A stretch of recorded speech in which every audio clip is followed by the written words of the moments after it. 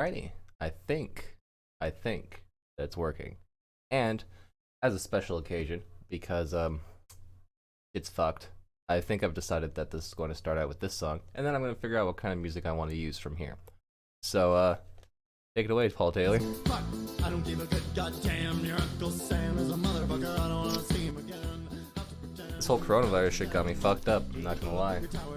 I've been feeling sick for the last couple of days. I feel like fucking complete ass. I just woke up from like a 5-hour nap that I just like chugged a bunch of NyQuil, and then just died.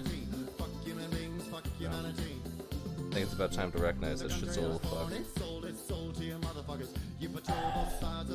Here we go.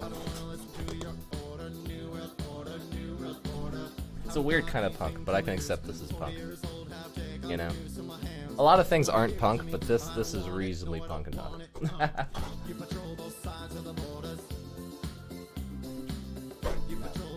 Where did I put all of my black thread? Because I had a spool of black thread chilling out. But I lost it. So,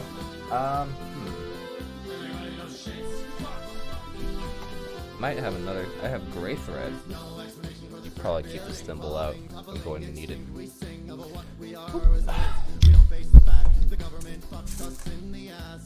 Now the real question is, how hard is it to find black thread on a black desk when you have bad visuals?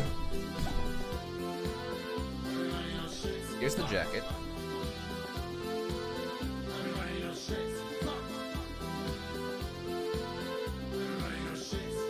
Swear to God, I kept my spool like right there, but I guess I moved it. Un momentito.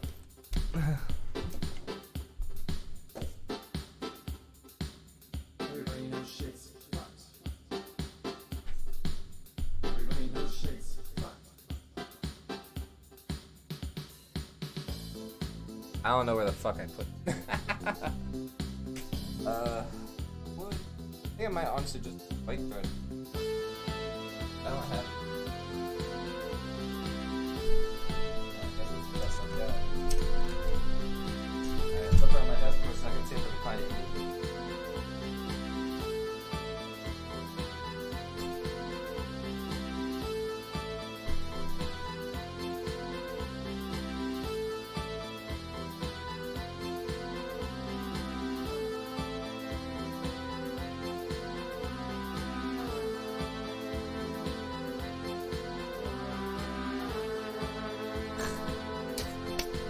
Huh. Oh, there it is. Just fucking immediately appeared in my vision. It was probably on camera the entire fucking time. Wow. Wow, nice.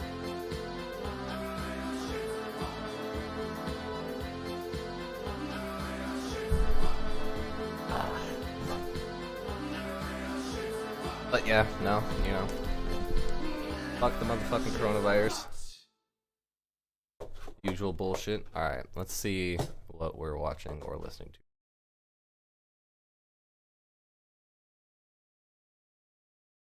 I have the worst YouTube feed. I'm not gonna lie.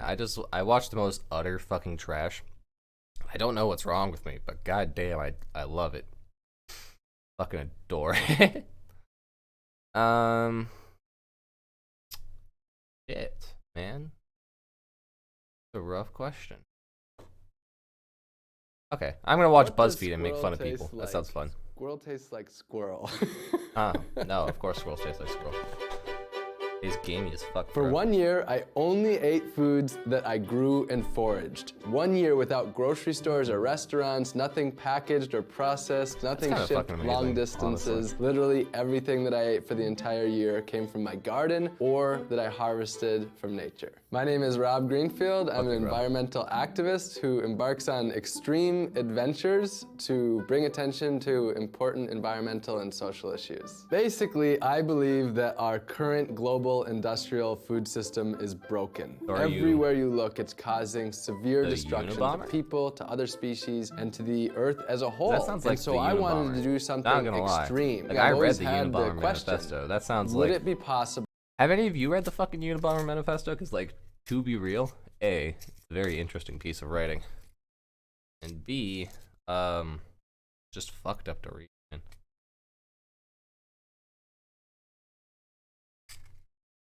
A well thought out, well written piece of literature. I cannot say otherwise, to be honest.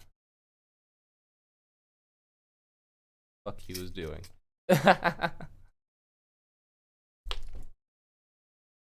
My fingers aren't going to be extremely dexterous because I've been chugging down fucking cough to syrup this step entire time. away from So Big I'm Ag, step away from the global industrial significantly food higher than system. your Could I average individual right exist now, but without it's grocery completely legal, stores and so- restaurants and actually Screw you. grow all my own food? Bro. I couldn't find people that had done it, so for me the solution was to do it myself and see if it was possible. When I started, I didn't know Hardest how part much is really gonna be sun throwing does a fucking carrot thread. need, how much hate water threading. do you It's so put hard. on your collards or your Swiss chard. I was just literally on the internet researching every Yeah, I'm plant really and how sad to that I do have it. to cancel Food that didn't party. get bland because I I, was ate supposed to. over I was supposed to go to my best friend's going away party because he's gonna go off to Thailand, which is fucking insane, man. Like, why would you go off to Thailand? And like, especially right now, as things are getting way worse, like, ooh, Thailand does not seem like a good place to be. But you know, he's going off. He's gonna go to Thailand and learn Thai more. I think he already knows Thai, but Because you I know, ate over- it's weird. It's crazy. Like, he's my best friend since I was a kid, and I just cannot imagine him fucking off to Thailand. But here he is, doing it. Really going the fuck out there, bro.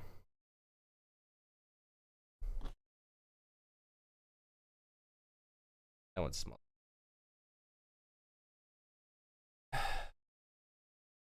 You know, I felt pretty good when I woke up, but it only takes like 30 or so minutes for the throat and really a bit. Ugh.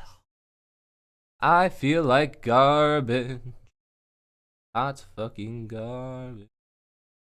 I'm gonna put this back on so that you guys have something to watch while I try to thread this piece of shit. 300 species of food. I grew over 100 different foods and I foraged Wow, over that's really 200 fucking different impressive. foods. So that's almost a new species for every day of the entire year. I made my own flour by dehydrating cassava and That's yam. fucking Then I insane. could make my own tortillas and bread. I fermented a lot of foods and made things like sauerkraut and honey wine and ginger beer. Honey I wine is ate not hard to dozens make. and I dozens have of different 60 meals bottles of that throughout the shit year chilling in that my were closet really right now. varied. So It it is really didn't get particularly boring. fucking I simple. chose Florida because Everyone as can someone make who it. had minimal experience, teach I you did guys want to be eventually. somewhere where I could grow food year Now that I round. have It my can be GoPro. done in colder climates. I can make but like an I actual wanted video to and choose be an like, "Oh, easier this is place how you make since I honey was wine." Just a beginner. And what I that'd be chose fun. to do was not live on a farm, not live out in the countryside, because I wanted to impact people. I wanted hate people to threading needles. see Threading me needles growing is my literally food. the I worst wanted fucking to thing that ever interact with the happened to community. When I arrived in Florida, one of the first things that I did is I connected with the local food growing movement. I went to the community garden. So I just really immersed in the community and got to know people. And I asked people in the community I fucking if got it. they would like Alright, this is to probably have gonna happen free at least food like growing 3 more right in their times yard during rather than just the grass. period of sewing these And patches on. The people lined It's up gonna at least to happen have once me turn because I'm their gonna have to yard cut the into a thread garden. between the And so I patches. ended up having 6 front yard gardens, That's and they gonna were happen. available for anyone to eat from. Quickly, it went from grass to having I'm really not enough particularly food for dexterous, and dozens or I even do have a hundreds of habit of people accidentally breaking to eat bread from, and they were pots. basically community gardens. it Anybody might could all be walk ogre. in and Just eat the a food. moment. For the year, I lived in a tiny house that I built out of 99% secondhand this guy's materials. voice It's 10 feet by Makes 10. me want to fucking die. Oh my god. What an insufferable dick. I cannot hold that in. I'm sorry. Like, bro. I'm interested. Okay. Desde I'll que el hombre se agachó por una piedra, es armarse. Wow, that is a pretty fucking El gun, bro. revólver tradicional del charro That's the big mexicano. iron, son. El arma, gracias a ello gozamos de libertades, pero ya carece de, vamos a decir, de buen gusto. Un arma arregladita, se ve bonita, le quita lo feo. That's an interesting story. Very highly collectible AK-47. Es una tradición de caza. cincel y martillo. Es un trabajo artístico. At least he fused it artistically. Yo soy de un herrero, pues a la antigua.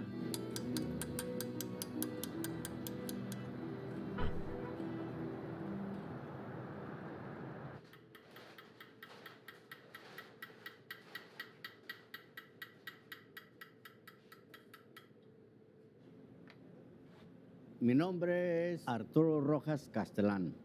Tengo 77 años y me dedico al grabado en metales. Fucking subtitles, bro. Can't read them while I'm sewing. All caught up. Bro. Mis diseños son espontáneos,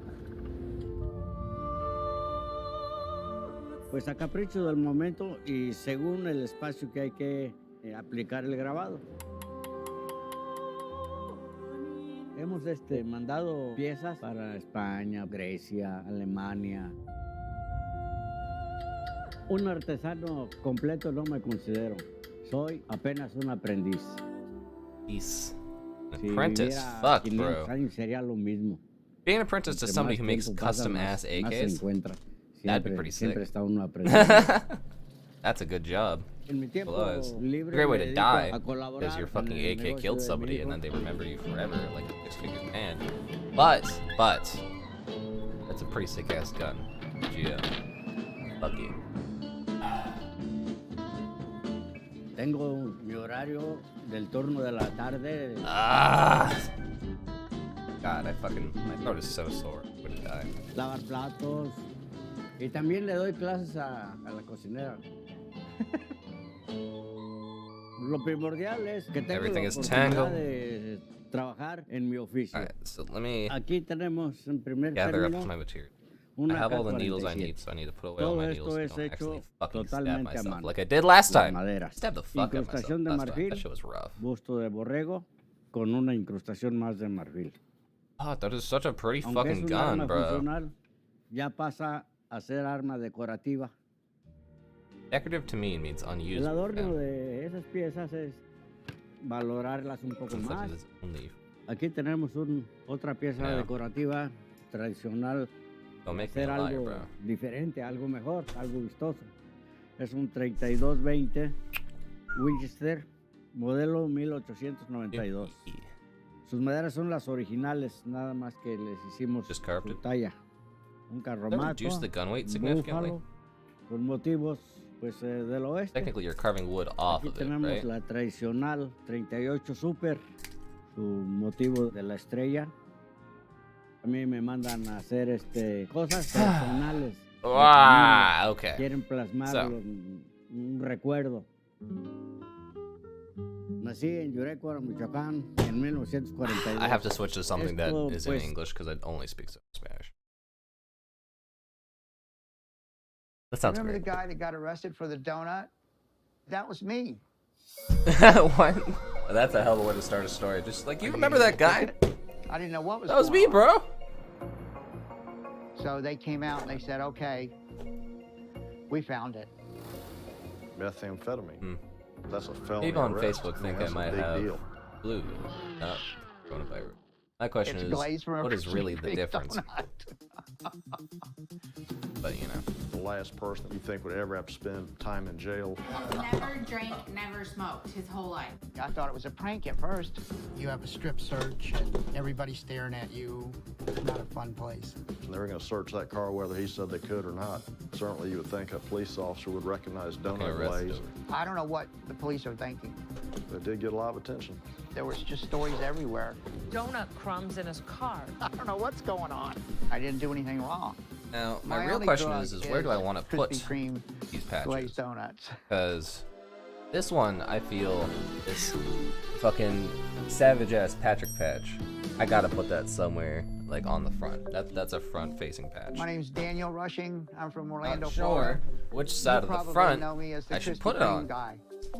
Some of my nicknames they come I up stack with for me these? are Mr. Crispy, the Donut Guy, Krispy Kreme Guy, Mr. Meth. I'll just all think kinds of stacking these would all be kinds of names people can come Very up cool. with. Every other week on a Friday, I would go to Krispy Kreme and get one glazed donut. I only get one every other week because I don't want to gain weight. I mean, I could eat a dozen. They are as addictive as cocaine. If you knew me, I would be the last guy anybody would expect to have crystal methamphetamines in my car. I had just dropped off a friend to chemotherapy treatment. I'm on my way to the gym. Chemotherapy. I see something in the rearview mirror. It's flashing Oh, maybe I should lights. put it on the back of my neck. I'm like, wow, what's that all about? So when the officer came up, That's really tempting. I like then they that. just stared, and I said, That's really tempting, bro. did I do something wrong? You were going The 30 41 and a 30. best. I went, wow, I didn't realize I did. Are you gonna give me a ticket? I said, well, would you mind if we searched your car?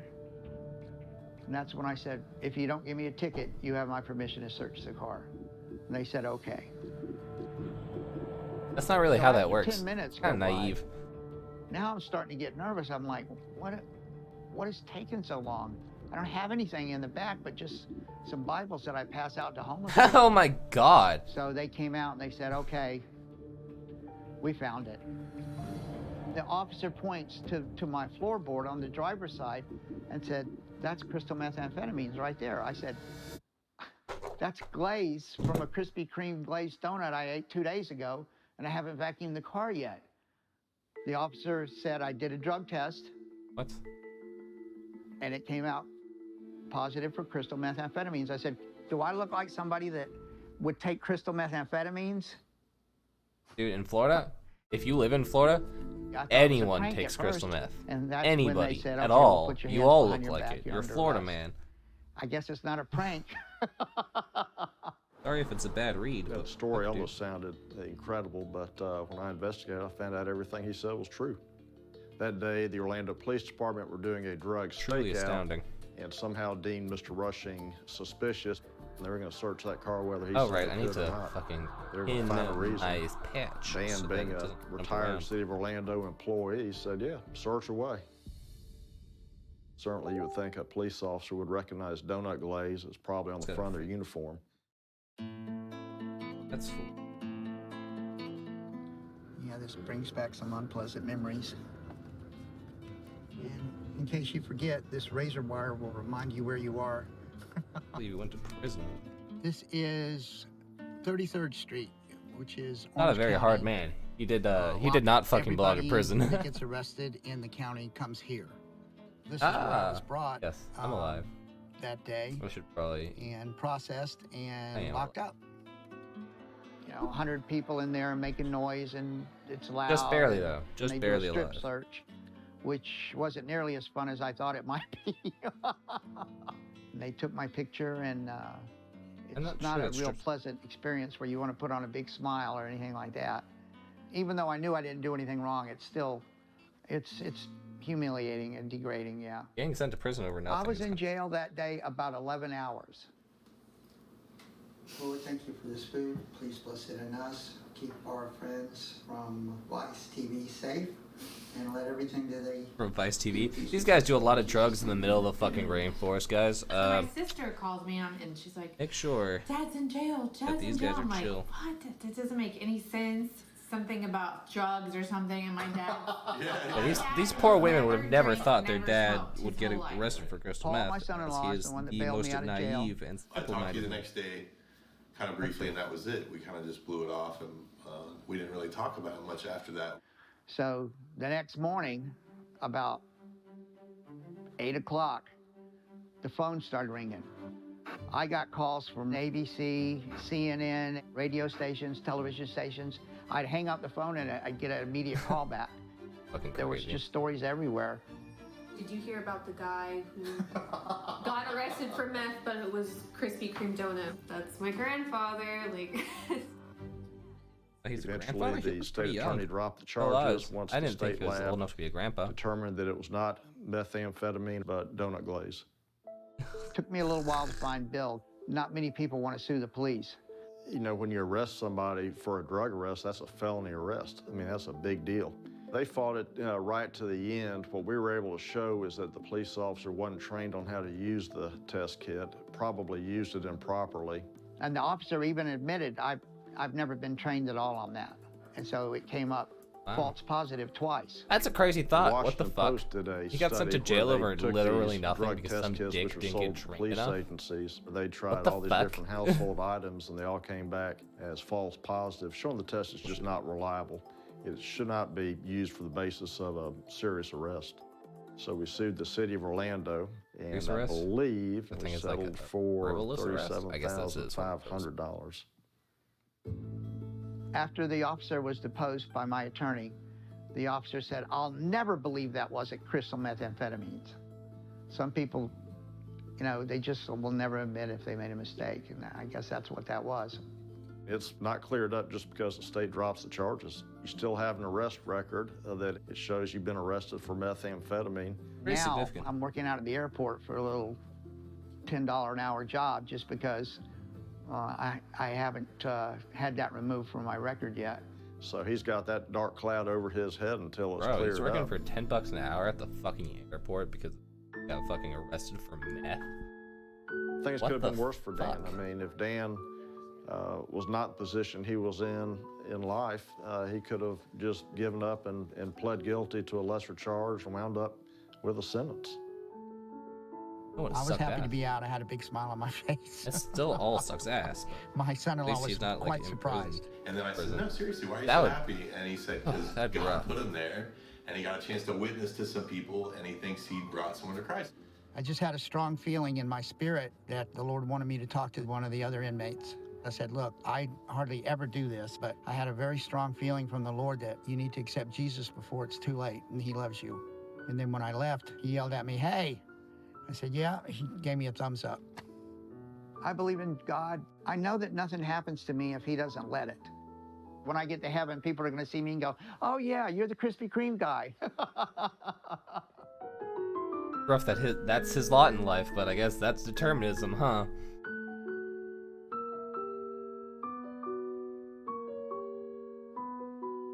Fucking, like, just this poor naive Christian man's got arrested for his love of donuts, and the cops were just like, nah, man, you love donuts too much. This is mad. Ruin a fucking man's life over this.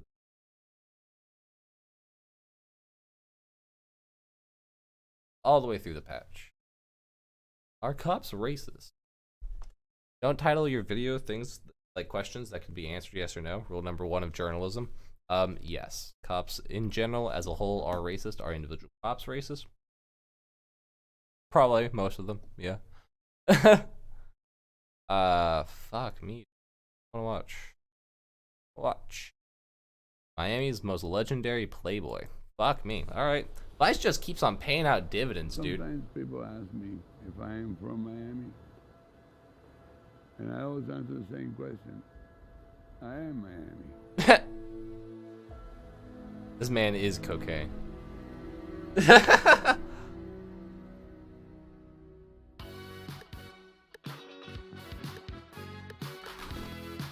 So just who is this guy? Oh, fuck. My fucking thread broke. Son of a bitch.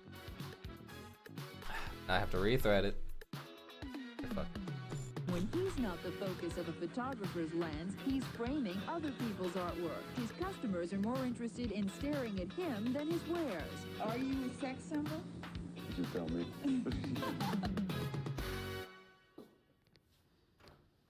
Man, Hey, hello, gentlemen. How are you? My first $1 million. I bought that car.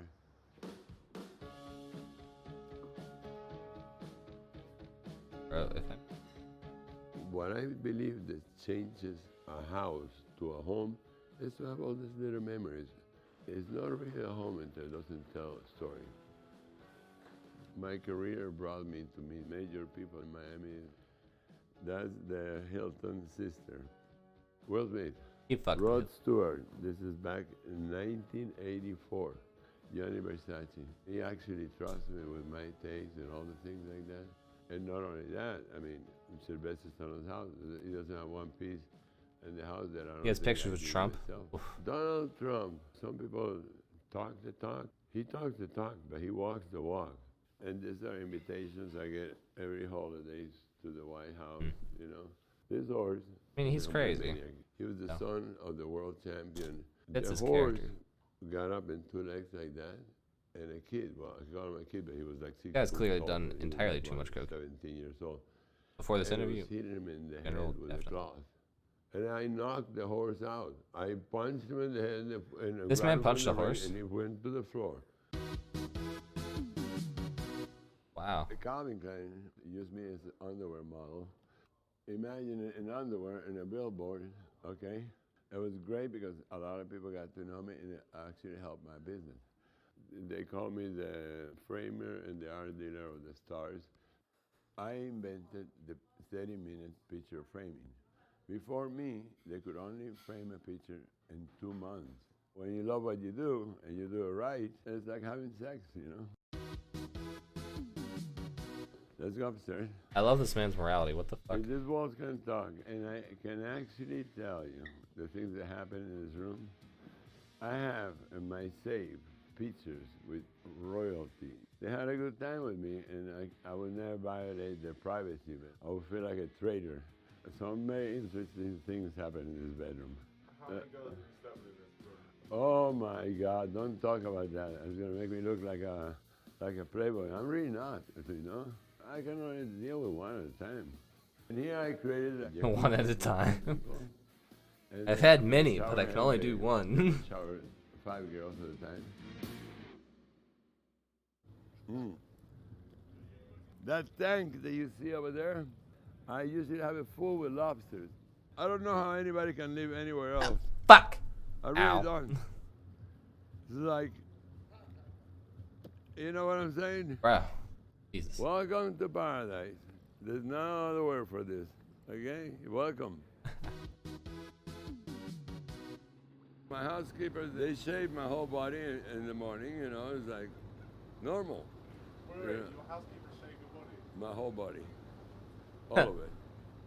There's nothing wrong with that, I think, right? Is it? Who wants champagne? If the temperatures get too high and the girls drink vodka, they get tipsy and they cannot enjoy as much, you know? So I will bring food so they can balance it out and so also they know what they're doing. And they can remember the good day. Why do you think women are so attracted? Money. Girls like to be around me because I protect them. Money. No one comes to me and they think they're taking me for a ride. You know, $100,000 here, $100,000 there. You think that's going to affect me? No, it's pocket money. And you know what they give you in return?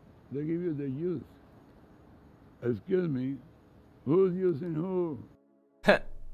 I'm almost 60, all right? I do things that no 20-year-old that I know can do.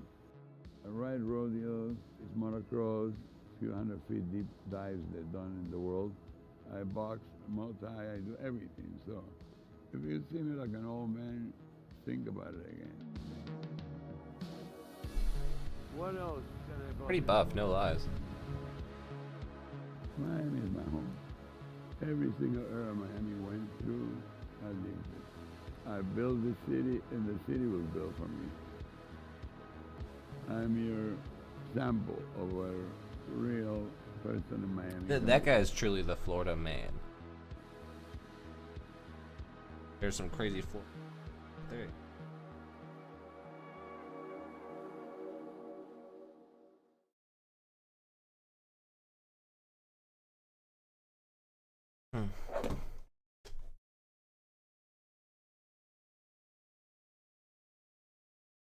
Brown.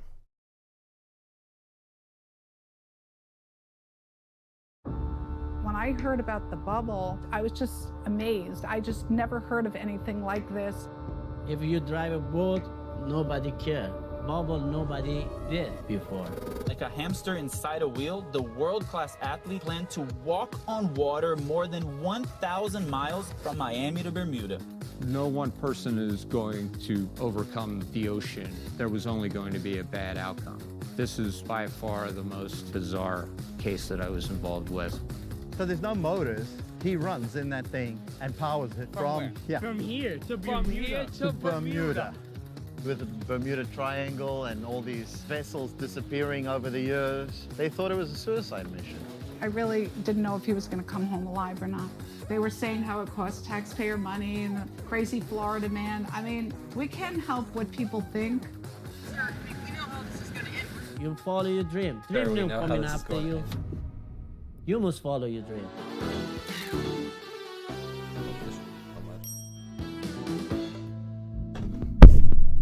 My name is Ray Balucci. I live in Boca Raton in Florida. I am inventor. I am an athlete. They say me Captain Bubble. They say Bubble Boy too. I say I'm going to Bermuda. Inside the bubble, they laugh. My storage bag for water, drink, eating. This thing nobody did. People say, oh, you go Bermuda, every boat go lost, airplane go lost, everything go lost. I say, I want to see what's going on.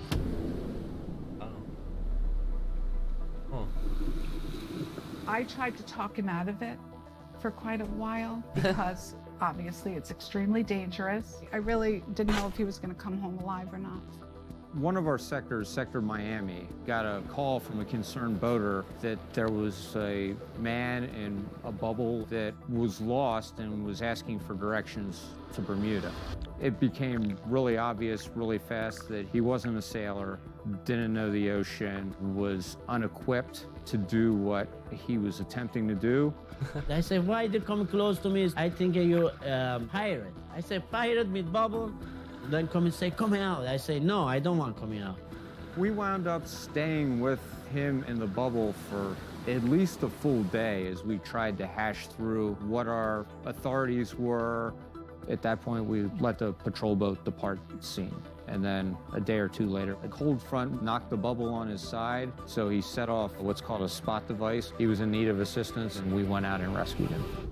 The bubble got caught on its Captain of the port of Miami gave him basically a cease and desist order that you're not to get underway in your bubble. If you do, you'll be in violation of Coast Guard regulations. And that seemed to stop him for a while until he was discovered playing a voyage, had rebuilt the bubble, and no amount of reasoning or common sense was going to change his mind.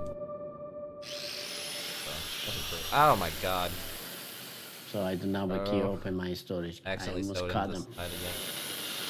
Lot of stuff for my trip is here. Inside air, keep it floating. No more basketball. Yeah, shark bite my ball.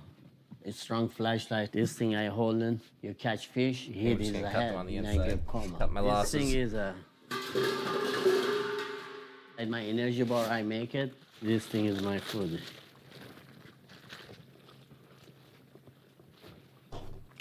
Good. My mind is all the time great idea. I design a lot of stuff. In Iran, I work in mechanic shop. I like fix everything. You know, this America is good. You can chase your dream. Do crazy shit like go to fucking Bermuda in a bubble. This is one of the first prototypes, eh? Who cares? Yeah.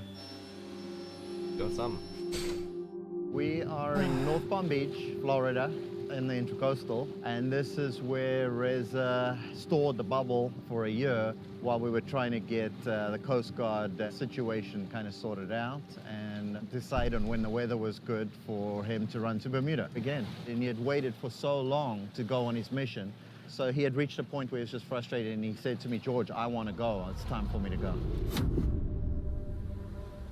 Reza's been running since he was about 7 years old.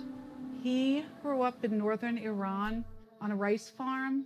He was required at a very young age to run to school, run back. It was a very rough life there. And he struggled with following the traditional law of Iran. So on Ramadan, he got caught eating and he was publicly beaten. He had to leave. He was running from abuse, so he left, and then he came to the United States after that. Running across the country, raising money for charities. Reza Balucci is spreading peace by running cross-country. He's running in the name of peace after being jailed in his native country, Iran, for political and religious violations. He is driven by a lot of different forces, and he has the capability of doing these things, running across the country or, you know, running into Bermuda on a hydropod. I love how she calls it a hydropod. That's not what anyone else would call it. Probably heard It that was word a million actually times. sad watching the bubble leave with Reza because I didn't know, if I'm going to see him again. I said, Reza, what if there's a hurricane? He says, it doesn't matter. I'm going to go in the bubble, I'll zip it up, and wherever the hurricane takes me, I'll go. It was difficult, you know, letting go and just, I care about him and just, you know, pushing him out into the ocean. Good luck. I hope you make it, you know. It's crazy. What we could see with his Facebook posts, he was doing this as part of a charity event that he wanted school children to be able to track I hear him something. and make It sounds like he donations. died the way they're talking about him. He was putting himself at the whim of Mother Nature and the ocean, and you're just not going to win. You're just not going to Creatures win in inside a the battle bubble could against get Mother up to Nature. She will 120 fuck you up. degrees. Running in a bubble, sleeping at night, he's going to wind up getting pushed off towards England or in one of the eddies that swirl around in the middle of the Atlantic Ocean forever.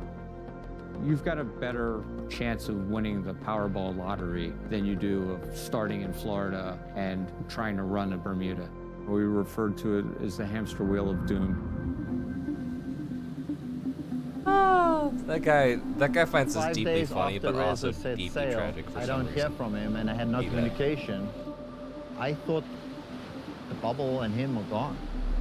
I thought he was in the bottom of the ocean, and that's it. I was watching Oh, it's an the option. line move up on the GPS tracker, and then all of a sudden I saw it turn to the right, and I knew something was up. The final time we were called in by a concerned mariner, the patrol boat came up to the bubble. The bubble. I'm very great. Good? Hey, sir, your voyage has been terminated by the U.S. Coast Guard. It's manifestly unsafe. Make me crazy. I've been 5 years, do this thing there, stop me. Every time they save my life. I don't know need it. Save my life. I don't know need it. We tried to have a conversation with him, tried to get him to embark the boat. I have a 5-6 light. I have 2 life jackets. I have 2 GPS. I have a laptop watch movie. Based on the captain of the port order This is unsafe for you. and his physical condition, we determined it was unsafe for him to continue. We know how this is going to end. So we removed him from the We bubble. know how this is gonna end. It's so rough, dude. And sank the bubble as a hazard of navigation. Sank it. Rough, man. Rough. The shot that sink my bubble. No more bubble I have. They just shot it down into the ocean, and he had all his backpack supplies, GPS tracker, a lot of the things that he had been working on. That was like over $120,000 Wow, of that's a his lot of life money. that he had put into that bubble. And it all just got stolen in 30 minutes in the middle of the ocean. The Coast Guard response cost the taxpayers approximately $144,000. The fact that he was putting himself at risk, the people that were going to have to respond to his attempt, just shows very poor judgment. Him being from Iran and not knowing really what he went through, and that he was imprisoned and he was tortured in jail, and him being that free thinker is what put him in jail. And thank God Reza came to America. But yeah, he always thought, okay, I'm free to do whatever I want. And he never expected that they would not let him do what he wants to do. This is the land of the free. That's why he came here. Crazy, dude. Running is Just took it a little too far, huh? Reza runs. He is exactly like Forrest Gump. People didn't understand Forrest Gump. People don't understand Reza. But look at Forrest Gump. Everybody loves Look at loved Forrest that Gump. movie. He's mentally touched. And I think Reza will get to do his bubble dream. I love America. You have a dream, you can chase in your dream, you can get your dream. If people have a mission, people have a dream, don't listen to anybody. You do what you want, or you change your life, change other people's life. They can make the impossible the possible. I don't think this is the last that we've heard of Reza, but I hope this is the last that we've heard of Reza trying to go somewhere in a bubble on the water.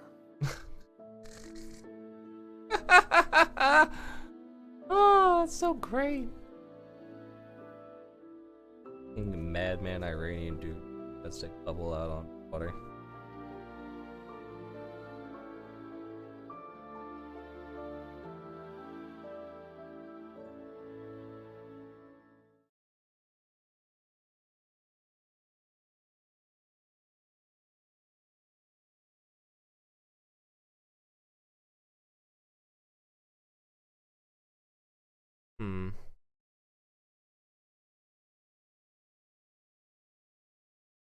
Yeah, I'll watch that. I'm gonna pour myself another drink. I'm gonna be right back.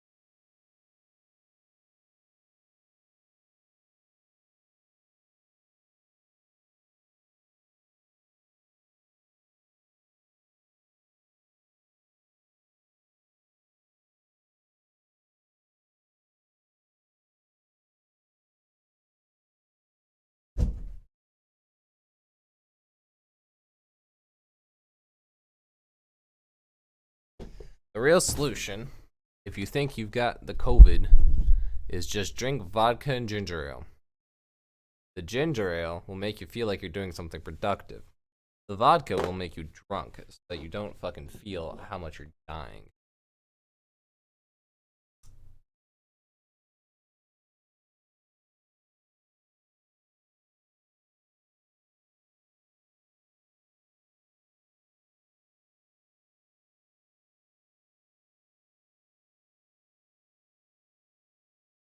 I'm not sure if that's from the medicine or...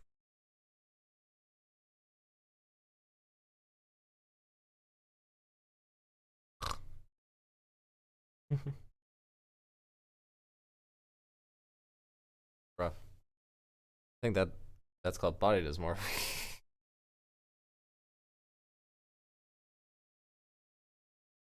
Fuck. Alright. Back into this.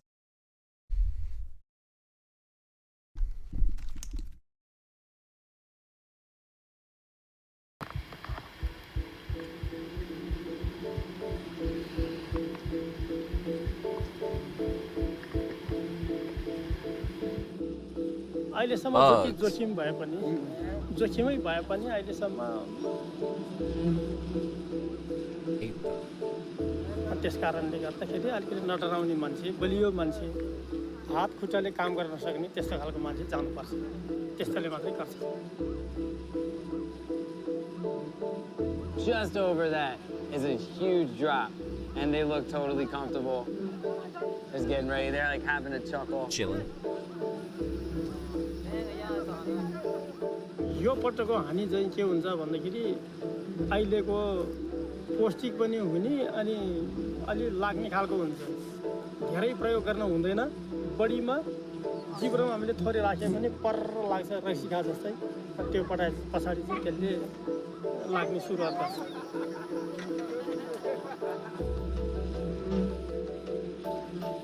Crazy dude.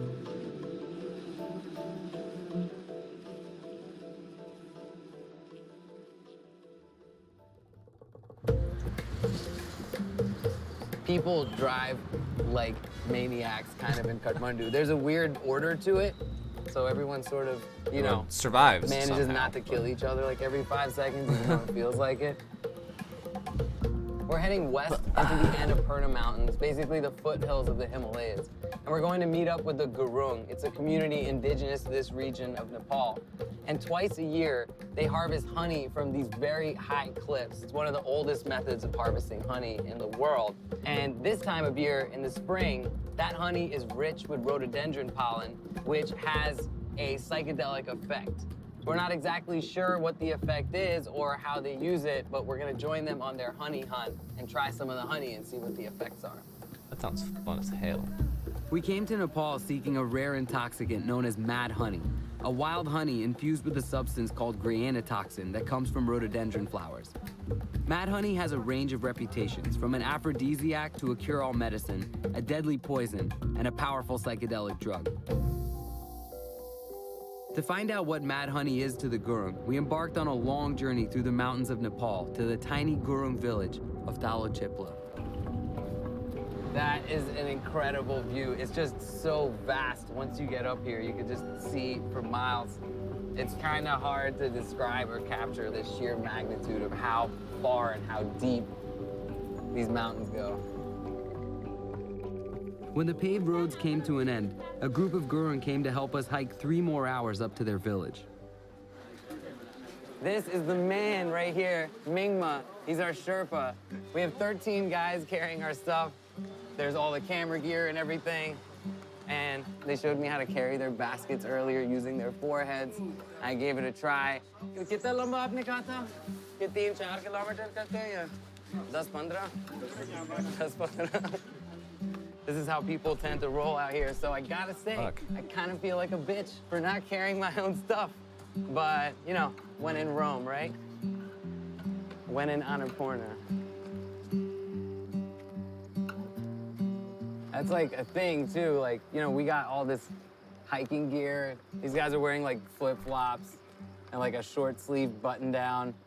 And they're just doing it. They're just like trudging up like they're taking the subway. Chilling. All right, you ready, Mingma? Ready?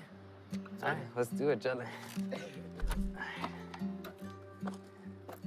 So as we were hiking up just now, Durga, who's one of our porters, said he had a little treat in his pocket. It looks like, can I see? What's this right here? Ganja. Ganja. That's some weed. So that's Bro. a ball of hash. So how did you make this? गान्जा यसरी बनाउने बिच्ने 20 minute जति बिच्ने अनि सो कालो हुन्छ अनि निकाल्ने चक्कुले. That's crazy. I've tried making finger hash Finger before. hash? It takes a minute. It takes a lot of rubbing. I mean, this guy did it. This guy made fucking finger hash, bro. That's insane. We're about to I get love- to I the love these Gurung live videos village 'cause that you we're just see, like, visiting. some Asian It sounds like dude there's gonna be fucking like a nowhere, little just like, welcome yeah, party dude. happening. Crazy.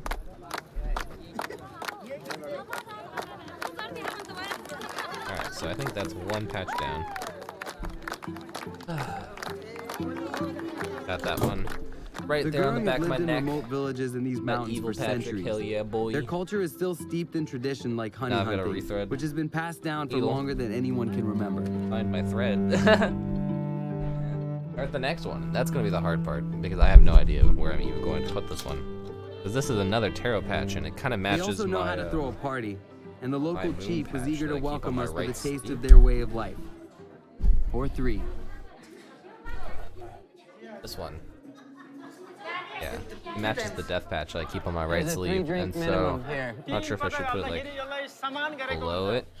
Just keep on putting tarot card patches like as we go down. So this is a Or should I beverage place called it somewhere Ruxy. else? It's made with millet. These are the questions It tastes that a little haunt my like fucking sake. memes.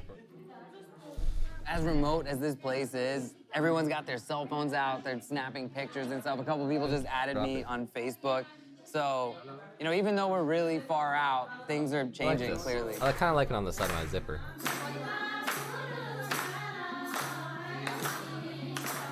If I put that on, I'd be right about.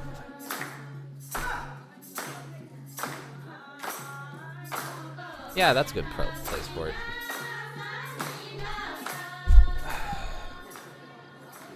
So as long as this village has been here, your people have been hunting honey. Why do you guys do it?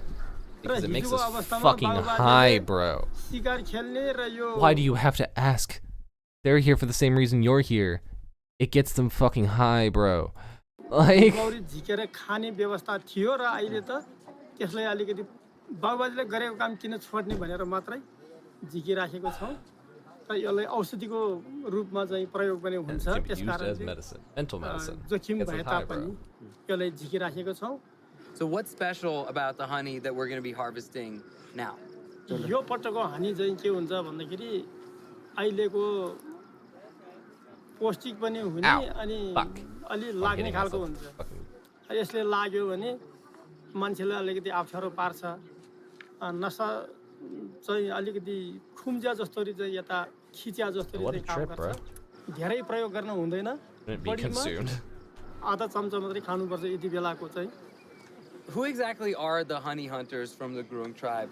हैन अरु गुरुङ भनेर जस्तो जसोले कसैले पनि गर्न सक्दैन अनि त्यस कारणले गर्दाखेरि अलिकति नडराउने Does not मान्छे mean you're बलियो capable of मान्छे honey hunting. हात खुट्टाले काम गर्न So the honey सक्ने hunters are like मान्छे जानुपर्छ। the best of their त्यसैले tribe. मात्रै गर्छ। That's pretty Do the fucking Gurung interesting, no people have a lies. special connection with the bees who are making this honey? I bet they don't. उसले दिएको मिठो I mean, the चिज, bees, they love उसले them. दिएको पौष्टिक तत्त्व They make हामीले us दिन high. सकेका छैन तैपनि But, हामीसँग उ चाहिँ सबै झुमिराखेको हुन्छ Shit, you do what you can. प्राकृतिकले दिएको चिज त्यस कारणले हामीसँग चाहिँ सम्बन्ध भएको जस्तै भइराखेको छ As night fell on Talo Chipla, the Gurung sacrificed a chicken and performed a religious ceremony for the cliff gods to ensure everyone's safety for the hunt the next day.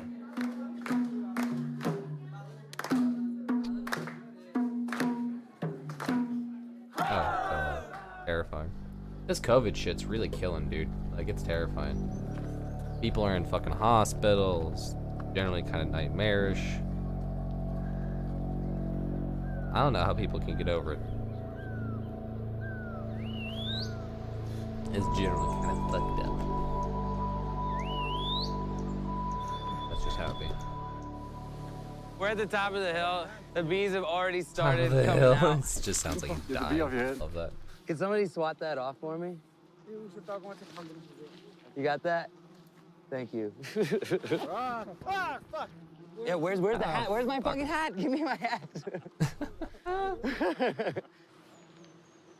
Everyone's kind of got a makeshift bee mask on, and a couple of guys are cooking up some frogs in there. Seems like it's kind of an event. Get some Everybody's frogs hanging out. cooking. There's Hell yeah, bees hell yeah. everywhere. As soon as we got to the top of the hill, our camera guy Billy got stung in the back, so I know he probably hates holding that camera right now because these things hurt. Look at the size of these bees. Like, once when they catch one, Look at to the show size you, of but, these fucking like, bees, bro. Look at these fuckers. They're massive.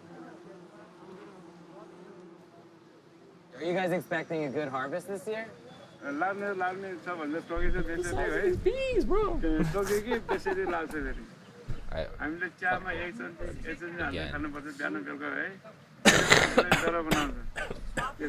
It sounds like you guys use it Fuck. medicinally, but Try to like find this it part stuff two. like fucks you up, you know, it Do it. gets you high. So do you guys use it recreationally as well?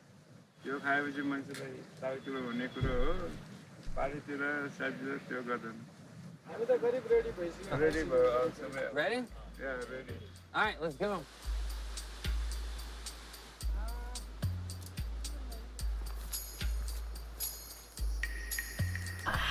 Dude, that fucking ginger ale vodka.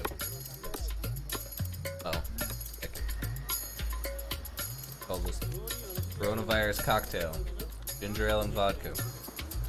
Drink it a day.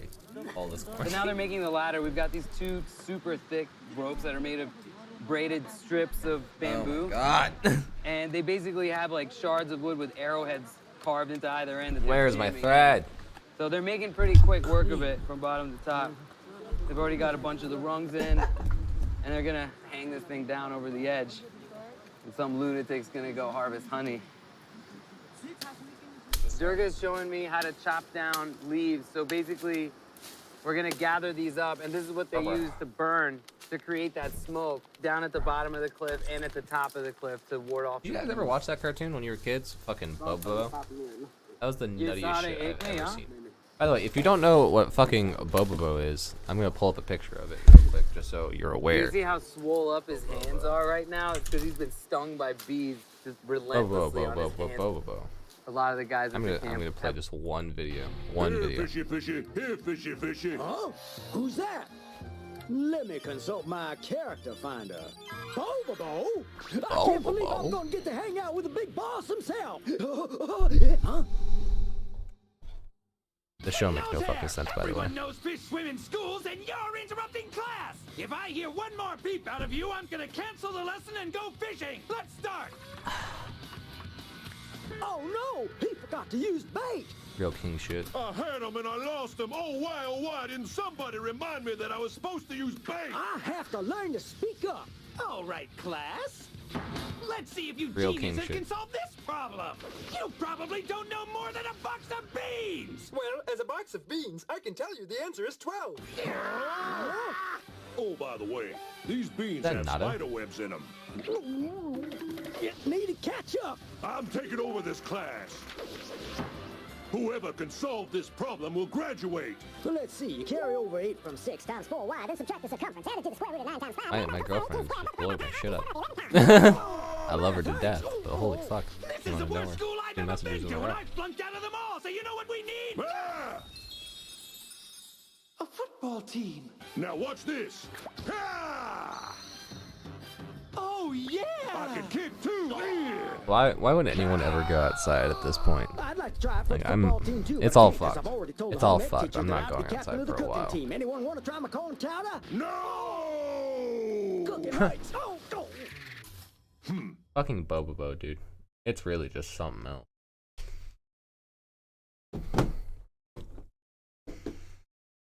Oh yeah, this one. God, Or I best will moments. defeat you with my next attack. So now you've had your warning. The attack I'll use is forbidden by the code of the Fist of the Nose Hair. It could cost me my Fist video of the nose store hair, membership. which I never realized was a Fist of the North Star reference. Yeah. Monkeyland Super Fist. When did they get here? I prepped all these primates 3 days ago. 3 days. Number 56, you go in here. Right! You serious? Why are they all ringing at the same time? I figured out these ringing sounds will destroy the eardrums of whoever they see as the enemy. It won't be long before you won't be able to take it anymore. This is torture. My head's gonna explode. What can I do? Okay. Answer it! I'll call back!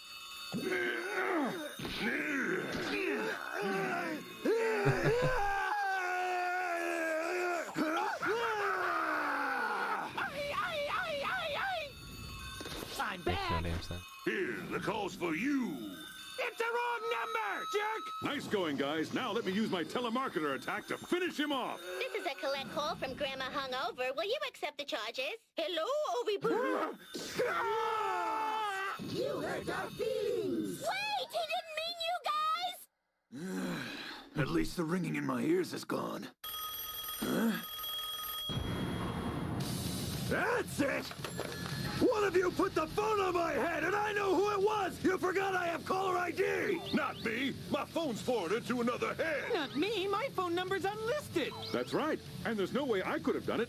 My minutes aren't free on weekends. It was you! How did he know? How did he know? Terrifying.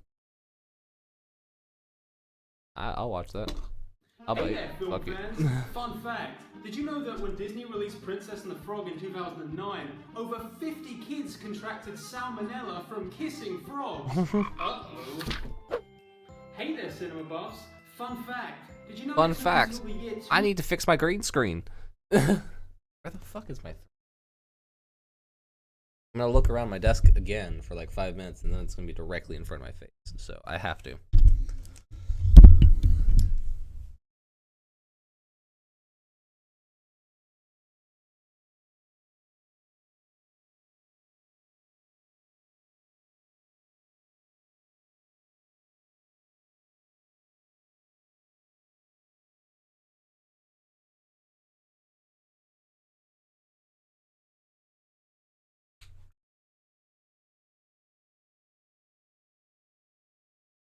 I just don't know, man.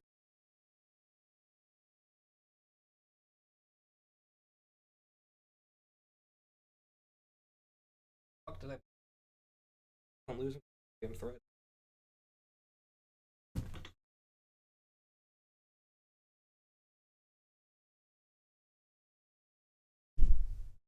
Found it. Why did I put it there? I'll never know.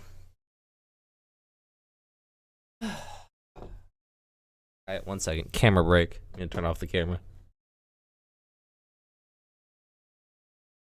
You see, the reason why I take camera is because I live in the state of Tejas. And if you do not know, the state of Tejas does not look positively upon the actions that I take off camera. So, I do them off camera. but I'm sure that you can infer what I am doing by the sounds. Like ASMR, you know? You know what? Fuck it. We're doing ASMR now.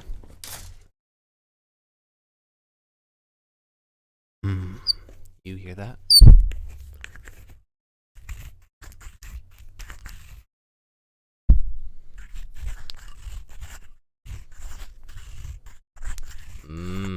ASMR.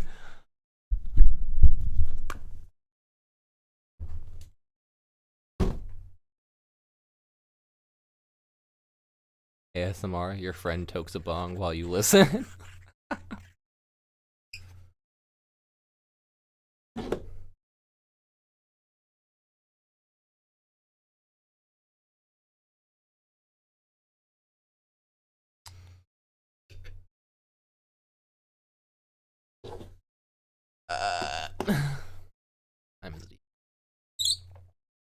I've been inside all day and I took like a 4-hour nap, so I'm just completely out of it.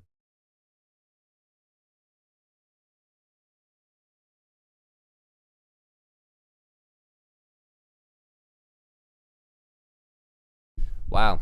My girlfriend's mom sent her out to go get makeup during a fucking pandemic. Good shit, girlfriend's mom. You're doing a fabulous job.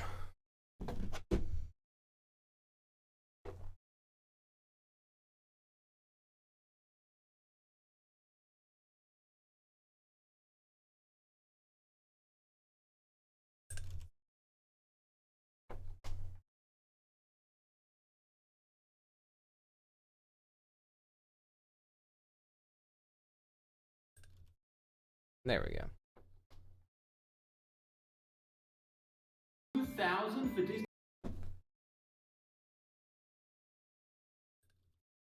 There we go. 2000 for Disney.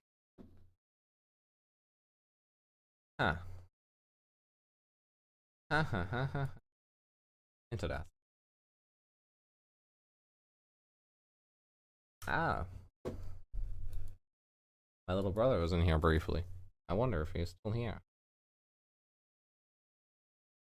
That's okay. Don't wonder too hard. I just sort of move on with my life. Need to allow workers in parks to have facial hair? Whoopsie!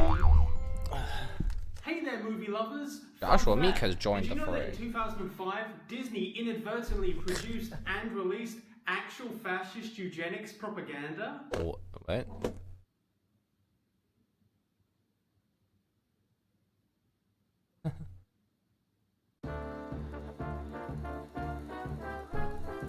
Please, the mouse. Nice.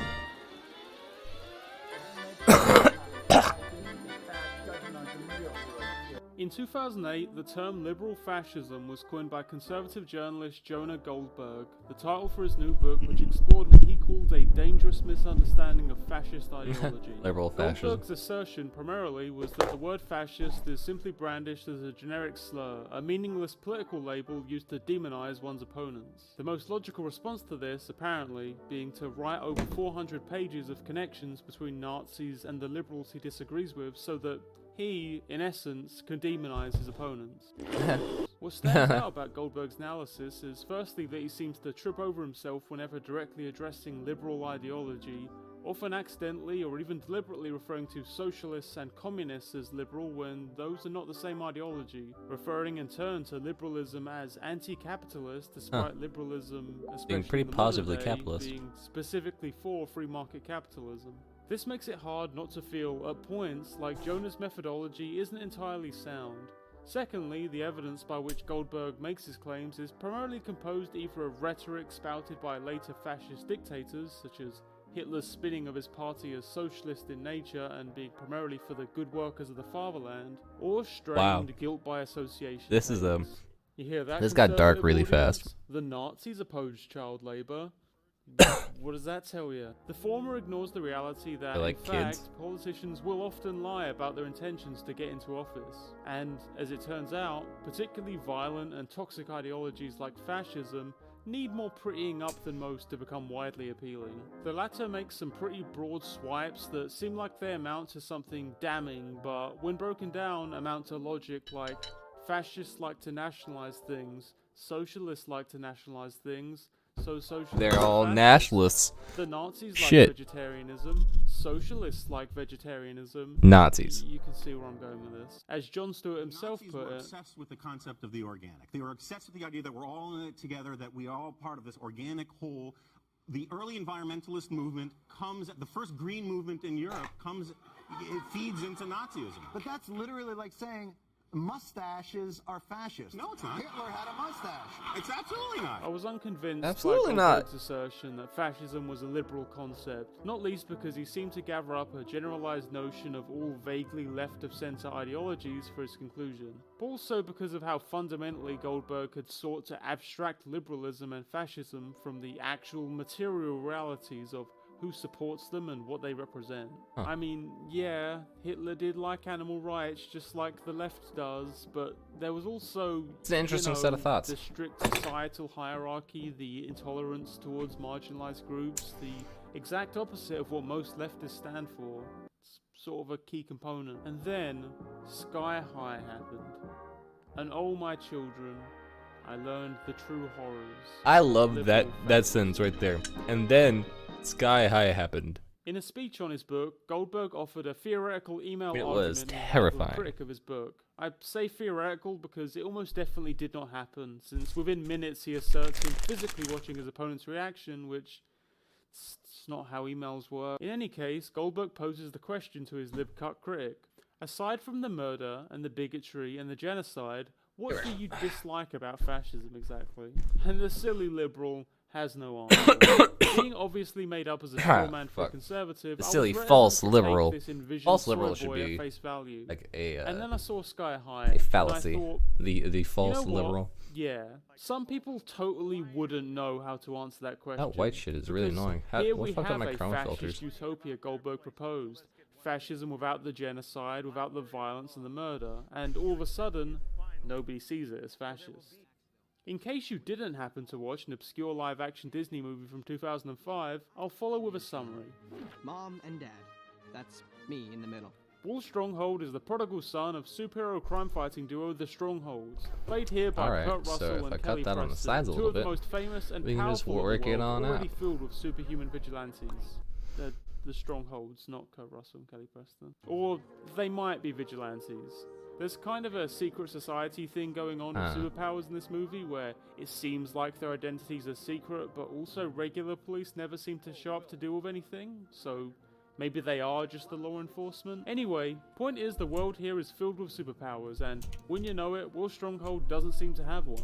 Stronghold, not wanting to shame his parents for failing to live Being up to the effectively family the legacy, superhero version of a hides his lack of squib ability, from Harry even Potter. up to the point of heading into his first year as freshman at superhero high school, Sky High. that's not while too still bad lying about the a fact. cut. Oh yeah, We'll to move keep that the later. school safe from the bad guys, they keep it suspended thousands of feet in the air, you see, which is a very good idea. Will gathers a gang of colourful superhero co-eds, Right. from childhood friend Layla to worst version of Cookie from Ned's Declassified School Survival Guide, Ethan. It's here that we start to see an odd emphasis the film has on bloodline and heritage, as Will's friend group, for the most part, appears to form itself around his position as a stronghold. And in many cases, Will is even shown getting preferential treatment thanks to his purported genetic superiority. Now, at this point in the movie, I thought we were going to veer into the world of class privilege, with Will going down an unearned easy street due to the status of his parents, but let's keep going for now. I think things get much worse. I've Let's actually go seen this scared. film. So it turns out the school, and society broadly as a whole, categorizes superhumans into two camps: heroes and sidekicks, or as those silly progressives call them. I believe the preferred term is hero support. Sidekick has in recent years become more like a derogatory slur for an inferior person than a legitimate label, you see. And it's not hard to see why.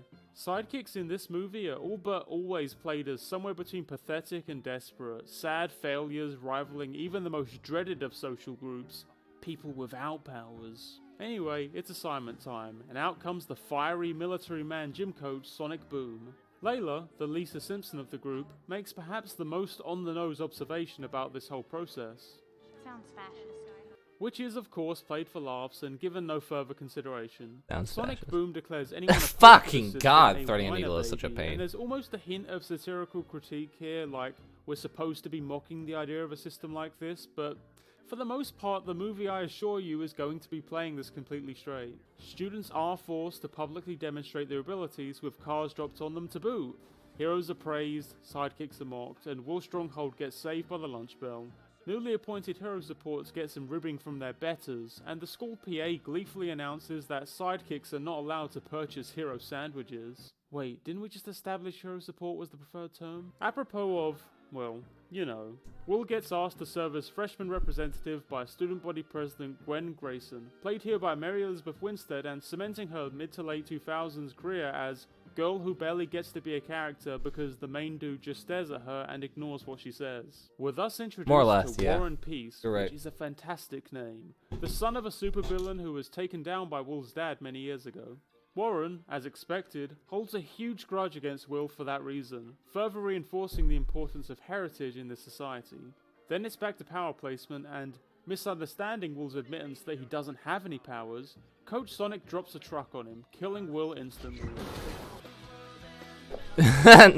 Will heads to the infirmary, and is forced to admit that he may be a broken freak without superpowers, just like the stinky bus driver. He heads home and readies himself to announce the life out news here, to dude. Mum and Dad. But they're so damn bursting with pride at the very idea that Will is in superhero school that his father immediately takes him down to his super secret sanctum. They have a dad-son bonding moment that maybe sets off some alarm bells if you've just finished rewatching Guardians of the Galaxy 2, as I had. And Will continues hiding his dark, dark secret. What a dark secret. I guess I'll take a break to broadly go over the history of eugenics, particularly as it pertains to American pop culture. A common misconception is that eugenics finds its basis with Adolf Hitler, and therefore that it specifically relates to the whole blonde hair, blue eye, Aryan white race hang-up he'd been influenced by. But it goes a lot deeper than that. Literally translating to good creation, eugenics is more based around the broad notion that traits can be bred in and out of society. That by putting together strong, intelligent, high-class people, we can theoretically make Like most people incremental are pretty improvements aware of to what stop eugenics of is by humanity. this point in their Kicked lives. off by Plato and Yeah. reintroduced by scholars like Francis Galton, the theory was particularly popular in the US. Laws were instituted which allowed for the mentally ill or disabled to be forcibly sterilized, while John Harvey Kellogg, yes, that Kellogg, established a pedigree registry through his own eugenics foundation. Look, the guy invented cereal to stop people jerking off. He had a pretty weird relationship with sex. Native Americans were also in the chopping block, with thousands being unceremoniously sterilized right up to the 1970s. It's difficult to pin down exactly what Americans found so fascinating about the idea of eugenics. The best I can come up with is how well it plays into that whole idea of manifest destiny. America was founded by the notion of creating a society in the unique, virtuous image ordained by God, and by extension the population themselves can be manicured in this way. Forced sterilization Why are of you using New citizens Vegas seems music like it for conflicts protection? with Jesus other God. founding notions like freedom and liberty, but hey, when's that ever stopped? That was a before? bad And audio that mix. love of eugenics Christ. runs through across time. And Still a endless bad audio mix. fascination that Christ. pops up even to present day. That whole Gulliver's Travels idea of a distant land of superior humanoids pops up with heroes like Superman, Wonder Woman, Aquaman, and Thor. All characters not only born to an advanced race, but also specifically descendants of the royal bloodline. Think, off the top of your head, the amount of media about a hero who discovers they're a secret blood descendant of some great or magical person.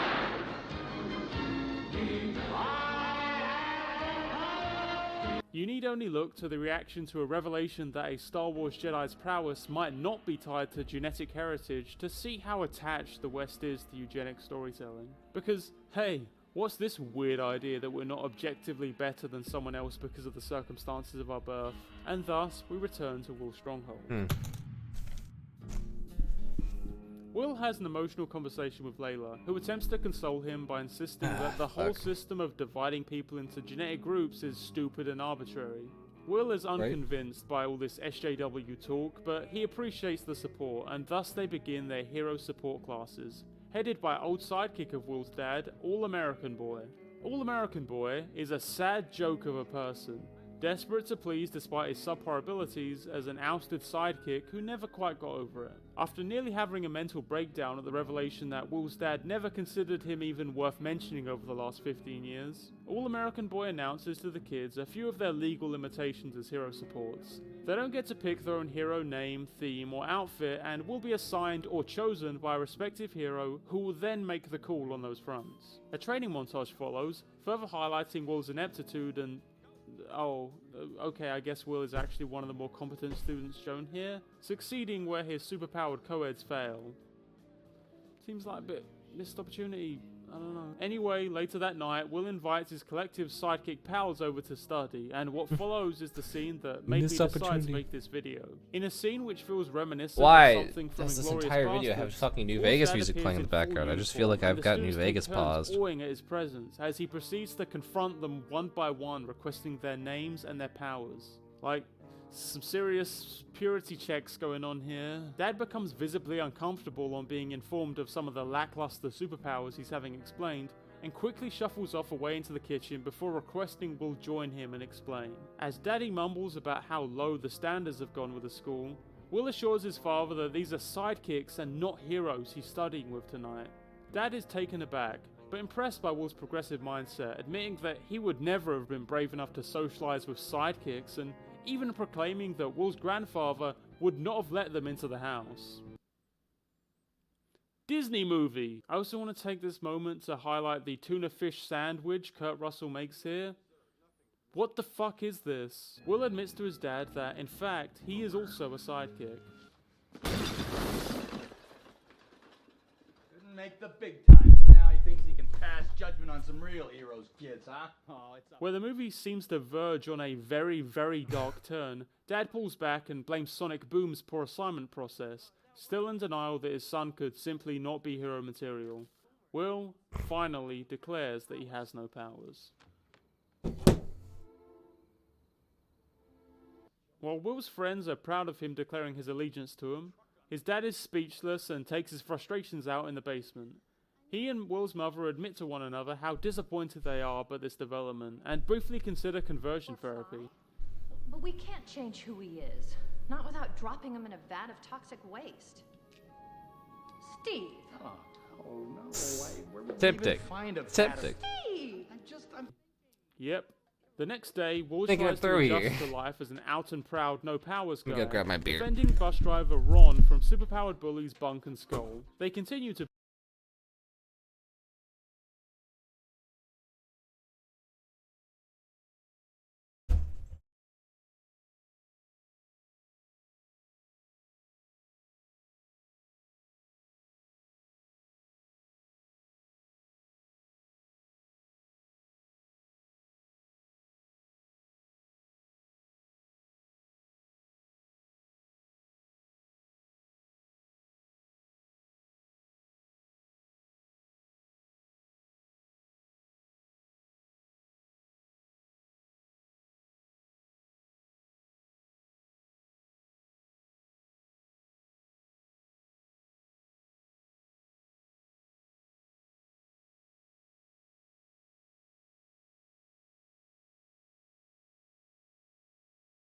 And I'm back.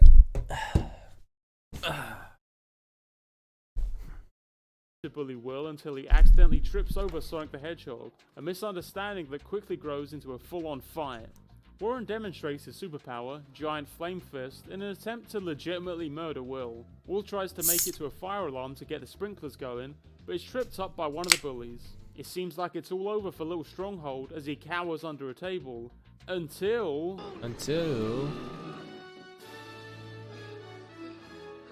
He's strong. I'm strong? Interesting way to block content ID issues.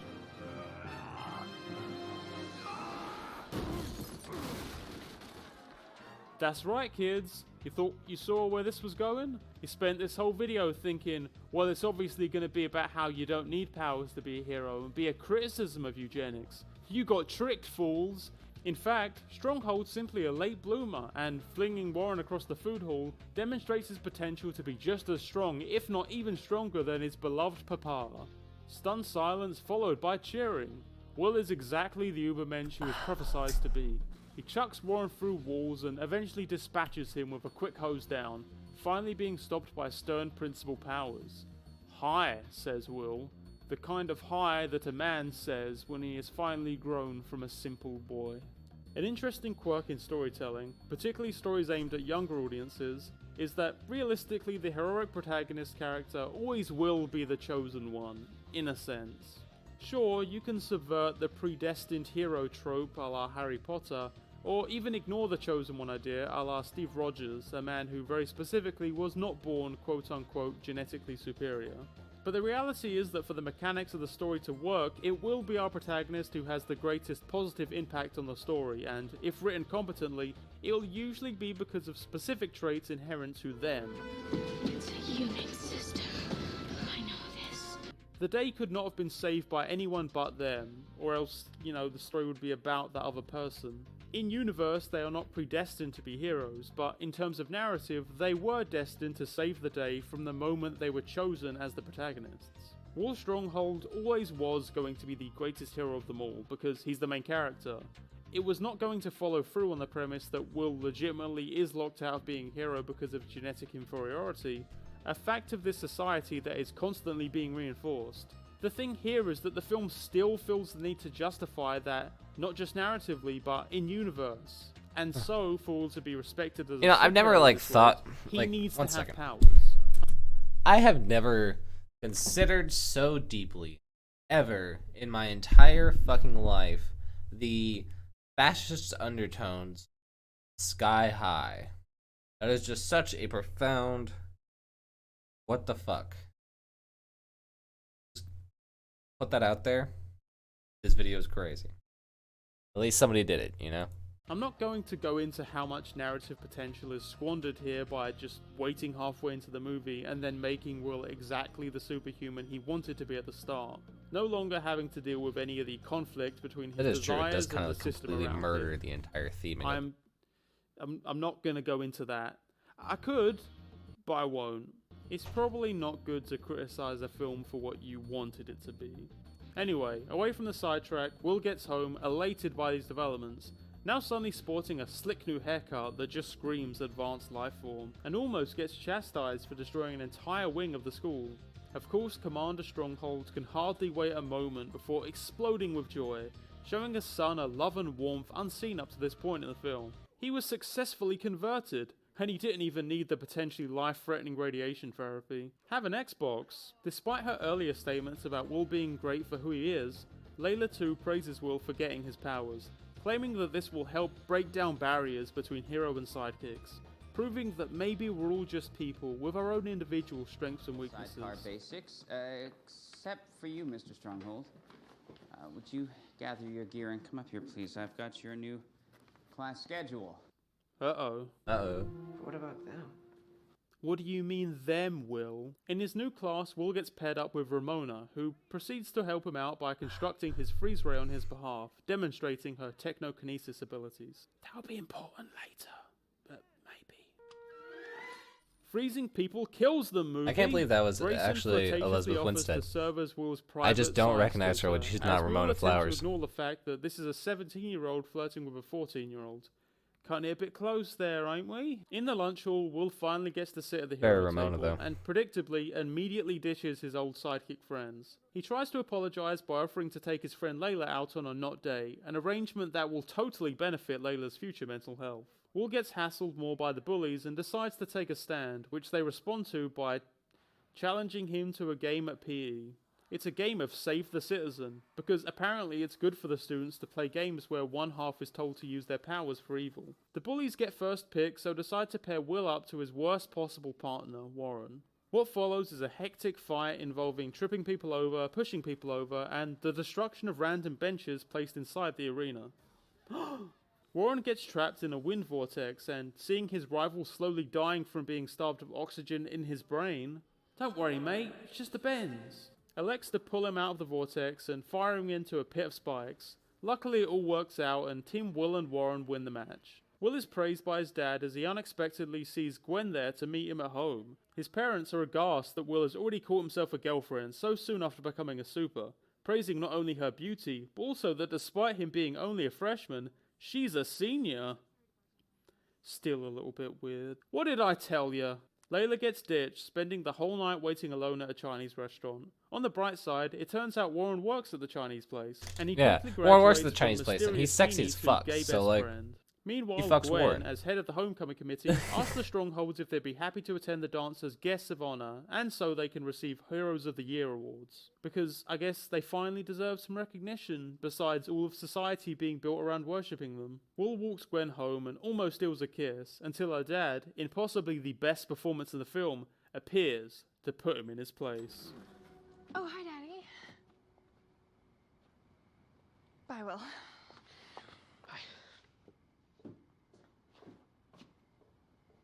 You're not that boy with the 6 arms, are you?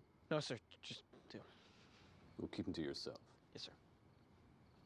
Good night, sir. 6 in possibly arms, the are saddest moment in cinematic history, Well, keep it to even being yourself. unceremoniously ditched by her best friend and forgotten about is not enough to turn Layla away from Will, who she almost asked to homecoming before he arrives with the revelation that he's already going with Gwen. Grayson. Can you believe it? Me, a freshman, going with the most amazing girl at Sky High.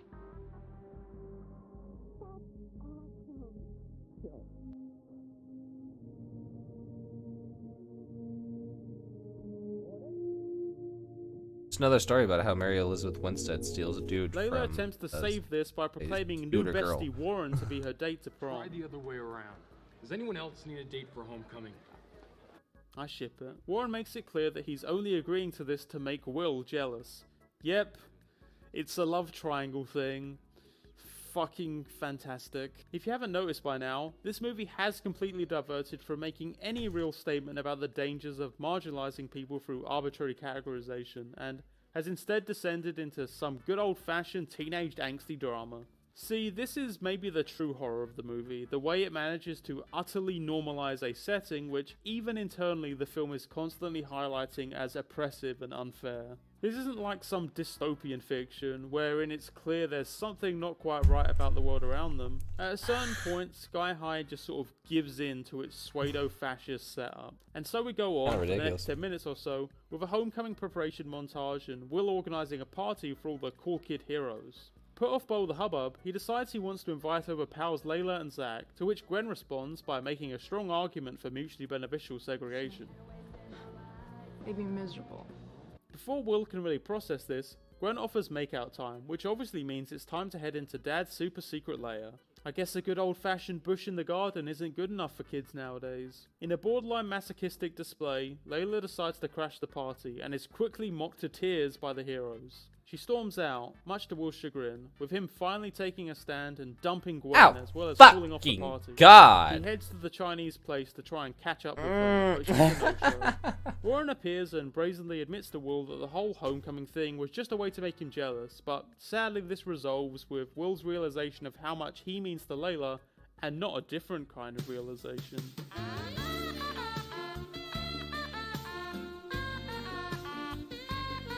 Ished fuck. Ironically. As everyone gathers at prom, Will is resigned to spend his time at home, dejected and friendless, reading through his dad's old yearbook for some reason. Wait a second. Zoom. Enhance. Oh my god, that girl that looks exactly like Gwen. It's Gwen. And she took the big gun from the secret sanctum. Whoopsie-doo. That's right. Gwen was a supervillain all along. The Stronghold's arch-nemesis Royal Pain, as illustrated by these neon lights she made for the occasion. You gotta appreciate the effort they put into this stuff. Stronghold decides to take a blaster straight to the chest because he's just that cool, but it turns out the gun called the Pacifier turns people into babies. I appreciate this plot turn exclusively because it means I get to imagine a tiny crying baby being put under the blanket in a giant hall filled with people and flashing lights, and then being violently revealed to the crowd. At least it grew up to look like Kurt Russell. As Royal Pain rampages around, turning everyone into infants, we as an audience get to delight on a meta level as hordes of babies are left shrieking on the ground as adults panic and sprint around all around them in a tiny, poorly lit arena. Against all odds, that's right, it's up to the sidekicks to save the day. They begin using their inferior powers for helpful things like lighting up an air vent and eventually stumble upon Will, who's here to help. Layla immediately forgives him for being an awful human being to her for the entire run of the film, and they embrace in a long moment that really lets you stop and consider what an excellent foundation this is for an actual relationship. Oh, and I guess the bullies decided to be supervillains too? Huh. I suppose it wasn't actually a good idea to have classes in school where you ask the students to pretend to be evil. The sidekicks team up to take on the bad guys, by which I mean Warren and Layla, who are genetically heroes but chose to be sidekicks. Shout out to Ethan, who also steps up to the plate and fucking waterboards the stretchy bully. Another just fantastic shot. One of the babies is held terrified by Royal Pain, dressed in a way that makes me feel something, and then is confronted by Will. The battle begins. Wait, the sidekicks, Mary Elizabeth shows Winstead those was hero a bullies supervillain that in this sidekicks movie. aren't worthless after all by I totally didn't realize that. demonstrating I that watched she's this not movie actually way a before I sidekick. ever watched Scott Pilgrim.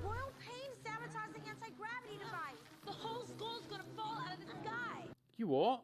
Nah, not sure about that one, love. Seems a bit of a stretch. The sidekick who Bit of a turns into a stretch. guinea pig shrinks down to help the team out. A perfectly identified opportunity for a bestiality joke. Look at those cute little legs. Will and Royal Pain just sort of keep throwing each other at walls and tables and stuff until Pain decides it's no more games and chucks Will right off of the school. What will our hero do Yeet, to save bitch. himself? What will he have learned from his experiences in the film that give him the edge to win? That's right, Will discovers he has natural flight powers, so heights aren't really a problem for him. Yep.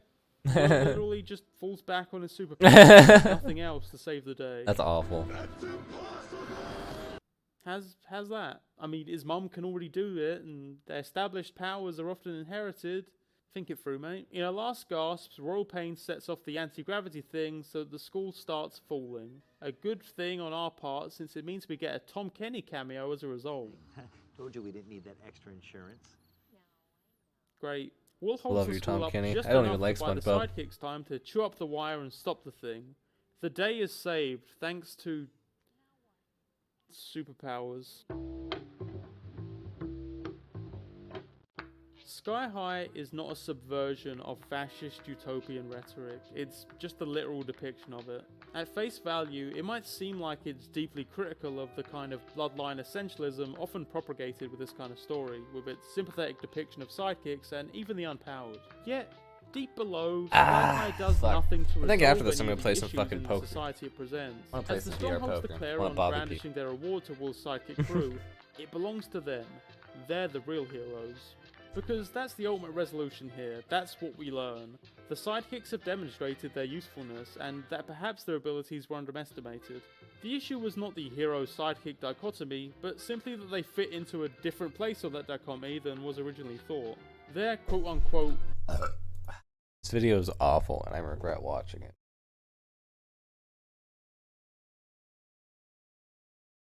I kind of want to watch that, but that sounds terrible.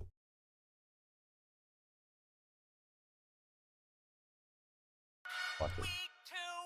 Friends to the end, ain't we, my friend? We kind of blend together, coffee and cream. Oh, hello there. How's it going? Did you enjoy the Super Bowl? How about that Iowa caucus, eh? Eh? Coin flip. I really need to write these videos faster. So I guess after I made my last video about animal allegories and metaphors in fiction, a few of you wanted me to check out a new show called Beastars that Sounds covers terrible. some similar ground. And by a few of you, I mean I got comments about it every single day up until the release of this video. So for the past month, I've watched all 12 currently released episodes of the anime and all 17 currently released volumes of the manga. I've compiled 18 pages of notes, and yes, I regret to inform you all, I have thoughts. Why didn't you guys tell me about all the So originally this video was exclusively going to be just a 10 to 15 minute thing talking about this cute throwaway cartoon show in response to all the Doesn't seem that requests I've cute. been getting for the last month. But from delving more into Seems the like that source furry shit. material, I found something unexpected. Beastars is actually really good. Like, really good. In fact, it might actually be one of the most complex and fascinating fantasy worlds I've seen in the last few years. I think I might stan it. I'm a Beastars stan now. There are just so many moving parts to the whole thing, and I think the story does some incredibly interesting things, especially in relation to some of the things I've criticized in the past. Now, while I have read the entire series at this point and would love to get right into it, for reasons I'll delve into at the end of the video, I've decided this video is only going to focus on what's been covered in the anime. So, for now, don't worry if you haven't read the manga. But, you know, why would maybe if anyone this read video that gets you thinking fucking about manga? stuff, you should That seems like a read it in nightmare. the next few weeks. Maybe, I don't know, maybe I'll have something to say about it. So buckle up, put on your fursuit, Good fursuit. and let's get right Are you a into reindeer the furry? news.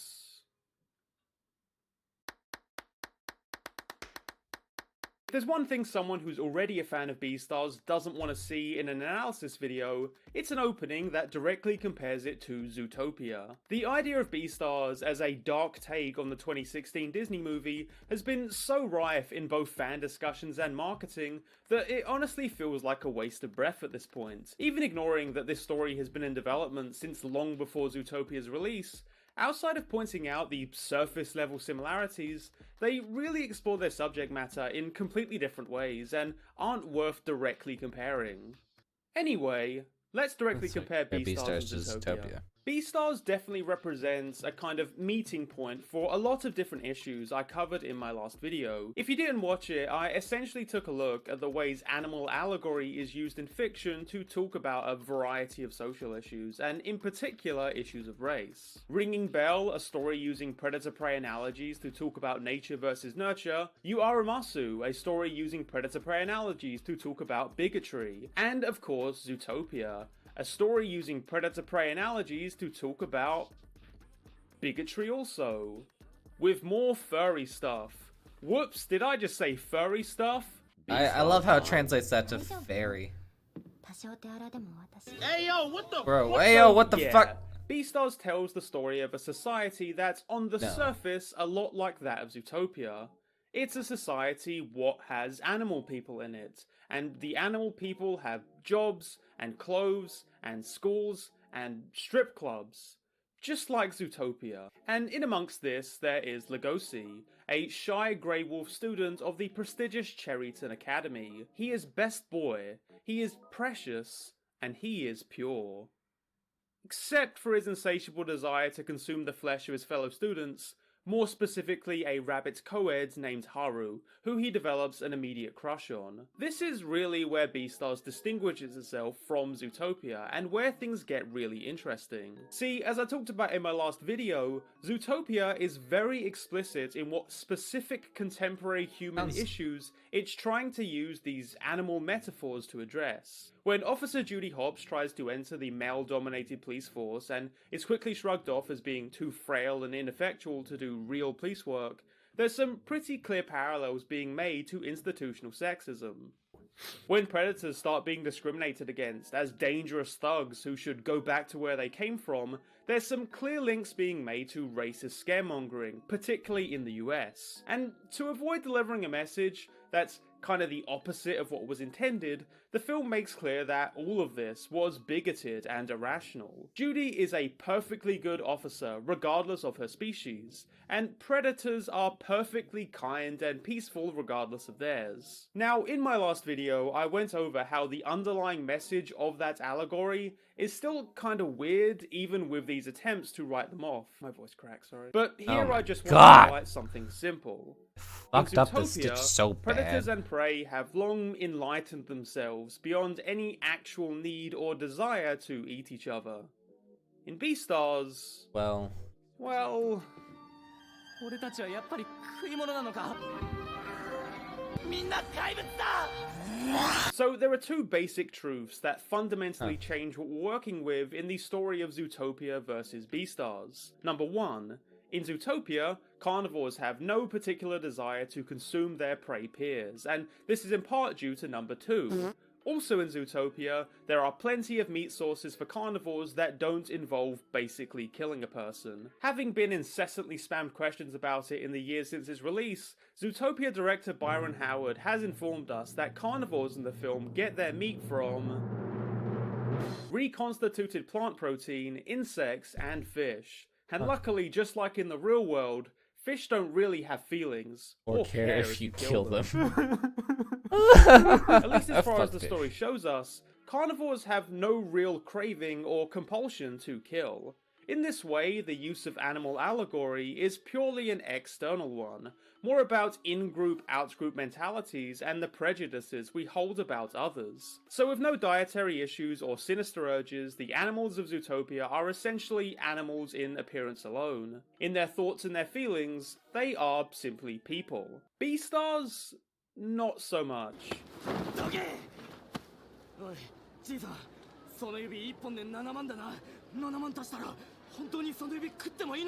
Whether carnivores or herbivores, predator or prey, the society of Beastars is one filled with primal, animalistic compulsions and desires. With the sale of any kind of meat outside of insects that sounds outright terrifying banned in their society, Beastars meat-eaters are explicitly shown on multiple occasions to be drawn towards the consumption of prey animals, even having an expansive black market that helps keep the insatiable cravings of the carnivores at bay. As the story goes on, it's even suggested prey animals have a similar compulsion to be consumed. Predation incidents, whether accidental or deliberate, are increasingly common and difficult to police. The social conflicts of Beastars are not purely arbitrary. They are, seemingly, in a very literal way, baked into the brains of these characters. This is where we get psychological and horny. As I say, the first season of Beastars, covering the manga's first major arc, revolves mainly around Legosi's struggles, dealing with his inexplicable romantic crush / barely contained bloodlust for one of the other students, the rabbit girl Haru. Alongside all this, a member of Legosi's drama club gets murdered, he gets in a fight to the death with a tiger during a school play, he's kidnapped by an old panda bear wielding a crossbow, and then, in the end, he fights his way through a lion mafia to save Haru from being eaten. So it might be weird when I tell you that one of the most important stories of the season is about a chicken laying an egg. Bear with me for a second. In amongst growing tensions about the death of a student and Legosi being kidnapped by a bear,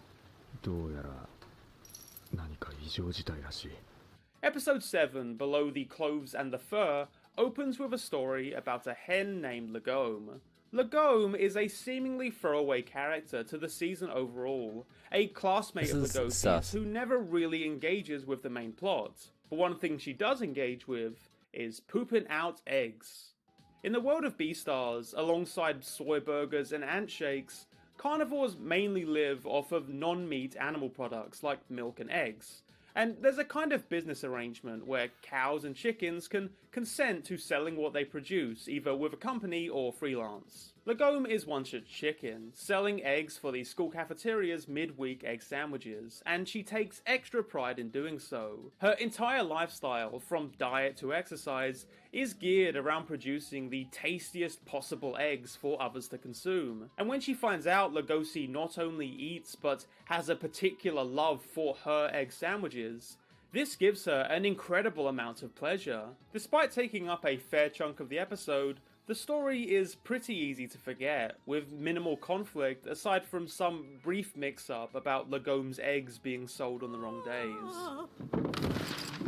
And honestly, if this brief aside had been left out of the anime adaptation entirely, I don't think I would have noticed. But I think there's a good reason the showrunners decided to take time out of the show's main plot to tell this story. And it's not just to introduce the fun detail about how the society gets its eggs. It works to underline one of the story's most fundamental social critiques: how we look at deviance. What? Wait, sorry for the interruption. So, this video is actually sponsored by Skillshare. At this point, you probably know who Skillshare is. Not giving you secondhand ad revenue. Eat my shit.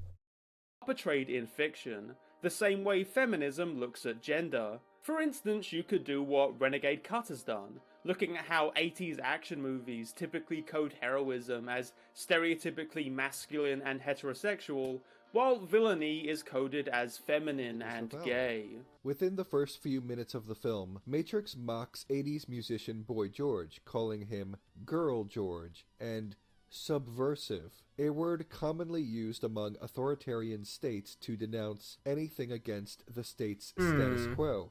I myself have also done a series on how gay coding works in media, focusing on 90s cartoons. But it's important to keep in mind what we mean when we even say gay coding in the first place. Because ultimately, we are taking a group of seemingly arbitrary attitudes and behaviors and labeling them as gay. Why would a man dressing flamboyantly or being extremely emotionally expressive indicate gay coding? It's because, at the root of it, queer theory isn't just about how we depict sexualities. It's also about how we identify and distinguish normative and deviant behavior. How does a society jump from general descriptions of behavior to specific prescriptions about what's normal and unusual? So what does this have to do with Beastars? Well, mainly because across all of my analysis, I'm gonna make the bold claim that Beastars is a profoundly queer text. And I want to make clear I'm not only talking about sexuality, even if the gay certainly shows up. If that were the case, I think it's hard to work out what this random story about a chicken laying an egg is really telling us, or why it's worth highlighting. What's important to remember is that in the first place, the root of queerness isn't just in sexuality, it's in perceived strangeness. So here's my take. Beastars is fundamentally about what strange really means, about how society dictates normative and deviant behaviors. So there's a name for Lagome's primal desire to produce the tastiest eggs to satisfy her classmates. Fetish. She has a particular fetish for that particular behavior, in the same way Lugosi comes to find out he has a fetish for prey. The difference is Lugosi's fetish is one that's been identified as deviant, illegal, and immoral, while Lagome's isn't just tolerated by society, but outright encouraged and financially incentivized. There is, very explicitly, a societal judgment about which of these natural compulsions is normal and which is strange. So, in comparison to Lugosi's story of shame, self-hatred, alienation, and resentment, Lagome's story is one of mild dissatisfaction and minimal real conflict. The fact that this story is so straightforward and forgettable is the point. Because Lagome's primal desires are seen as normal, and Lugosi's are not. お前が抱いているのは狩猟本能が変形した恋愛感情だ。一番ヤバいやつなんだよ。踏みとどまるなら今だ。彼女との関係を断ち切れ。 The first season of Beastars has an interesting dynamic, wherein it's focused simultaneously on two things that seem totally contradictory. On the one hand, the large, intimidating Grey Wolf Lugosi has to deal with his blooming romantic feelings for a small female herbivore. On the other hand, Lugosi has to deal with the fact that by the day he grows more and more desperate to eat her. Surely these must be entirely separate emotions, love and hate, or at least indifference. As it turns out, highlighting the uncomfortable connections between these situations, both psychologically and societally, isn't just an incidental part of this story, it's the entire focus. As far as the people around Lugosi, relationships between carnivores and herbivores, especially couples so disparate as a grey wolf and a bunny rabbit, are constantly treated with intense suspicion and derision. This is something that goes way deeper in the manga, but even in this season, we get scenes like the moment Lugosi and Haru have a public argument, and the immediate assumption is made that Lugosi is trying to hurt her, or the disgust shown by fellow wolf Juno that Lugosi would reject one of his own kind for some scrawny herbivore. Of course, it goes without saying that his desire to eat Haru is treated similarly, seeing as in that case he'd risk jail time just for admitting it. Bear in mind that while all this is going on, there's an ongoing investigation about a consumed student and no leading suspects, which remains the case until much later in the story. To be continued. To covet and consume seem like very different things, but are both treated as similarly deviant behaviours. Yet, at the same time, relationships between herbivores and carnivores aren't strictly banned from society. Cherryton Academy is, pointedly, not a segregated school, and nor is Lugosi identified as deviant simply for being a carnivore. Far from it, Lugosi is frequently encouraged by those around him to embrace more of his natural carnivorous strength, to be more confident and open. His identity as a carnivore is seen as natural, just as the desire for carnivores and herbivores to form relationships is seen as natural. Kind of. Of course, same-species couples are still deeply prized and seen as more natural. Of course, the second any kind of crime is committed by a carnivore, these mixed-species couples are harshly scrutinized, and carnivores are broadly treated with hostility even by those close to them. Of course, carnivores are still expected to act and think in a highly specific, acceptable form, lest the thin veil of tolerance be lifted and bigoted accusations suddenly thrown at them. Beastars demonstrates that, in fact, this tolerant society is a highly controlled and mediated one, with a definition of normal, natural behaviour much more restrictive than it may appear. The allowance for deviation is far more flimsy than it originally seems, sensitive to sudden and dramatic shifts based on the most subtle changes in social conditions. And that's one thing Beastars arrives at, that this was always kind of the case. Deviance is not a fixed or objective qualifier, not in Beastars and not in our own world. Even where it's most commonly referred to in sexual psychology, the debate over what qualifies as healthy or deviant sexual preferences is a long-standing and messy one. Most famously, being gay was long seen as a form of sexual deviance, to the point where it was listed in the American Psychiatric Association's list of mental illnesses until the mid-70s. Sigmund Freud said homosexual desires were rooted in non-normative relations to the Oedipal complex, because of course he did. And for some reason, people cared what he had to say at the time. Personally, I blame Bill and Ted. I demand einen lawyer. The thing is, what does it really mean for us to now classify being gay as a normal variant of human sexuality?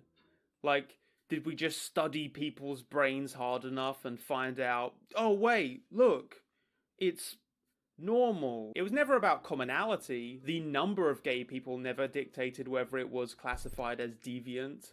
Was it about conditions associated with distress and or problems dealing with social work or family activities, as the American Psychiatric Association now defines mental illness? Plenty of gay people today could still say their sexuality brings them all those problems.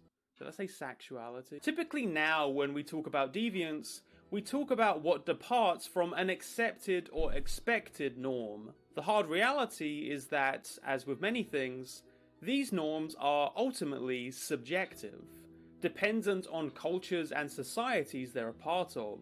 Indigenous two-spirit cultures existed long before modern conceptions of transgender identity, and the colonial response was to judge this as strictly immoral and have those accepting of it punished or killed. This is the social commentary of Beastars. That the question of what we think of when we think of accepted and unaccepted norms is a hard one. So yes, it makes sense for the carnivorous compulsion to consume prey to be demonized, even if it's something we're clearly shown carnivores struggling with daily. Yes, it makes sense for there to be concerns about carnivore-herbivore relationships, given knowledge of the capability and desire of many carnivores to consume. But at the same time, this compulsion to shame and ostracize these feelings and behaviors often just kinda leaves herbivores in a constant state of fear and distrust, and carnivores in a constant state of torment and self-hatred. Self-harm is explicitly referred to as common practice among carnivores struggling with their natural impulses. What the fuck? The lion mayor of the city the story takes place in got millions of dollars of facial surgery just to not look as much like a carnivore. Incidentally, lions with human-looking teeth look fucking terrifying, so good work on that one, Chief. And Good then, job. crucially, there's the school play much of the early episodes revolve around, which kind of coyly dig into the anxieties of both carnivores and herbivores. We see the herbivore audience delight in this fantasy of a red deer lead as this strong, empowered hero, defeating hordes of carnivorous monsters and showing, at least implicitly, that they need not feel like weak and helpless prey. By contrast, the tiger Bill alienates and confuses this audience in his efforts to take over the lead role and empower carnivores by showing that they can be proud of who they are. Lugosi cannot stand this, in part because of what he knows to be true, that carnivores can't be empowered, can't be proud, because in Bill's pride, he sees all the natures of a carnivore that make them so thoroughly rejected in this society. Bill's response is to carve deep scars into Lugosi's back, to remind him that they are fundamentally one and the same. That by rejecting Bill's nature, he What is the also fuck is this rejecting anime? his own. When Bill reveals he'd been dosing up on rabbit blood before the performance, Lugosi indicates it's this act alone that upsets him. But this isn't really the case.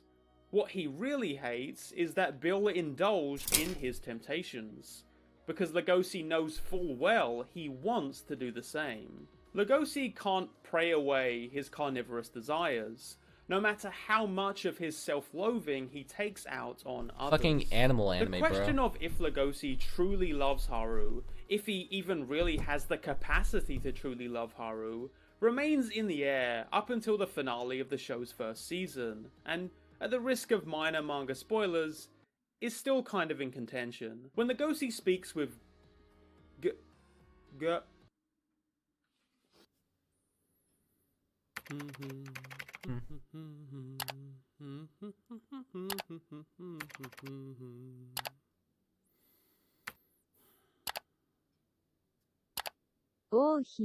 Gohin, he is told flat out that his attraction to Haru is based purely on crossed wires from his own predatory instincts, and that his continued presence around her only puts her in further and further danger. Certainly the fact that Lugosi seems to have such strong feelings for her despite knowing basically nothing about her kinda lends itself to that. Regardless, this is not a truth Lugosi is willing to accept. He is willing to fight, even to the death, to prove that his love for Haru is honest, and comes from him as an individual, and not as a result of some murderous natural urge. しっかり立ちたい。爪が生えたこの足で、この世界で、俺も青葉も。ただ、しっかりと立ちたいだけだ。 Ultimately, this is where the show leaves us, with the acknowledgement that, in this world, as in our own, that our feelings and impulses can't be boiled down to simple classifications of right or wrong, normative or deviant. There is no narrative escape hatch which jettisons the harsh reality that some impulses and desires are harmful, even fatally so. But the point is made that maybe there can be a better option than straightforward shame, dismissal, and ostracization. Maybe allowing certain issues to step into the light, to be explored meaningfully and treated with care, might offer something that a deviant label I'm gonna call this stream never right could. here, and I'm gonna pop the shit back on and just so.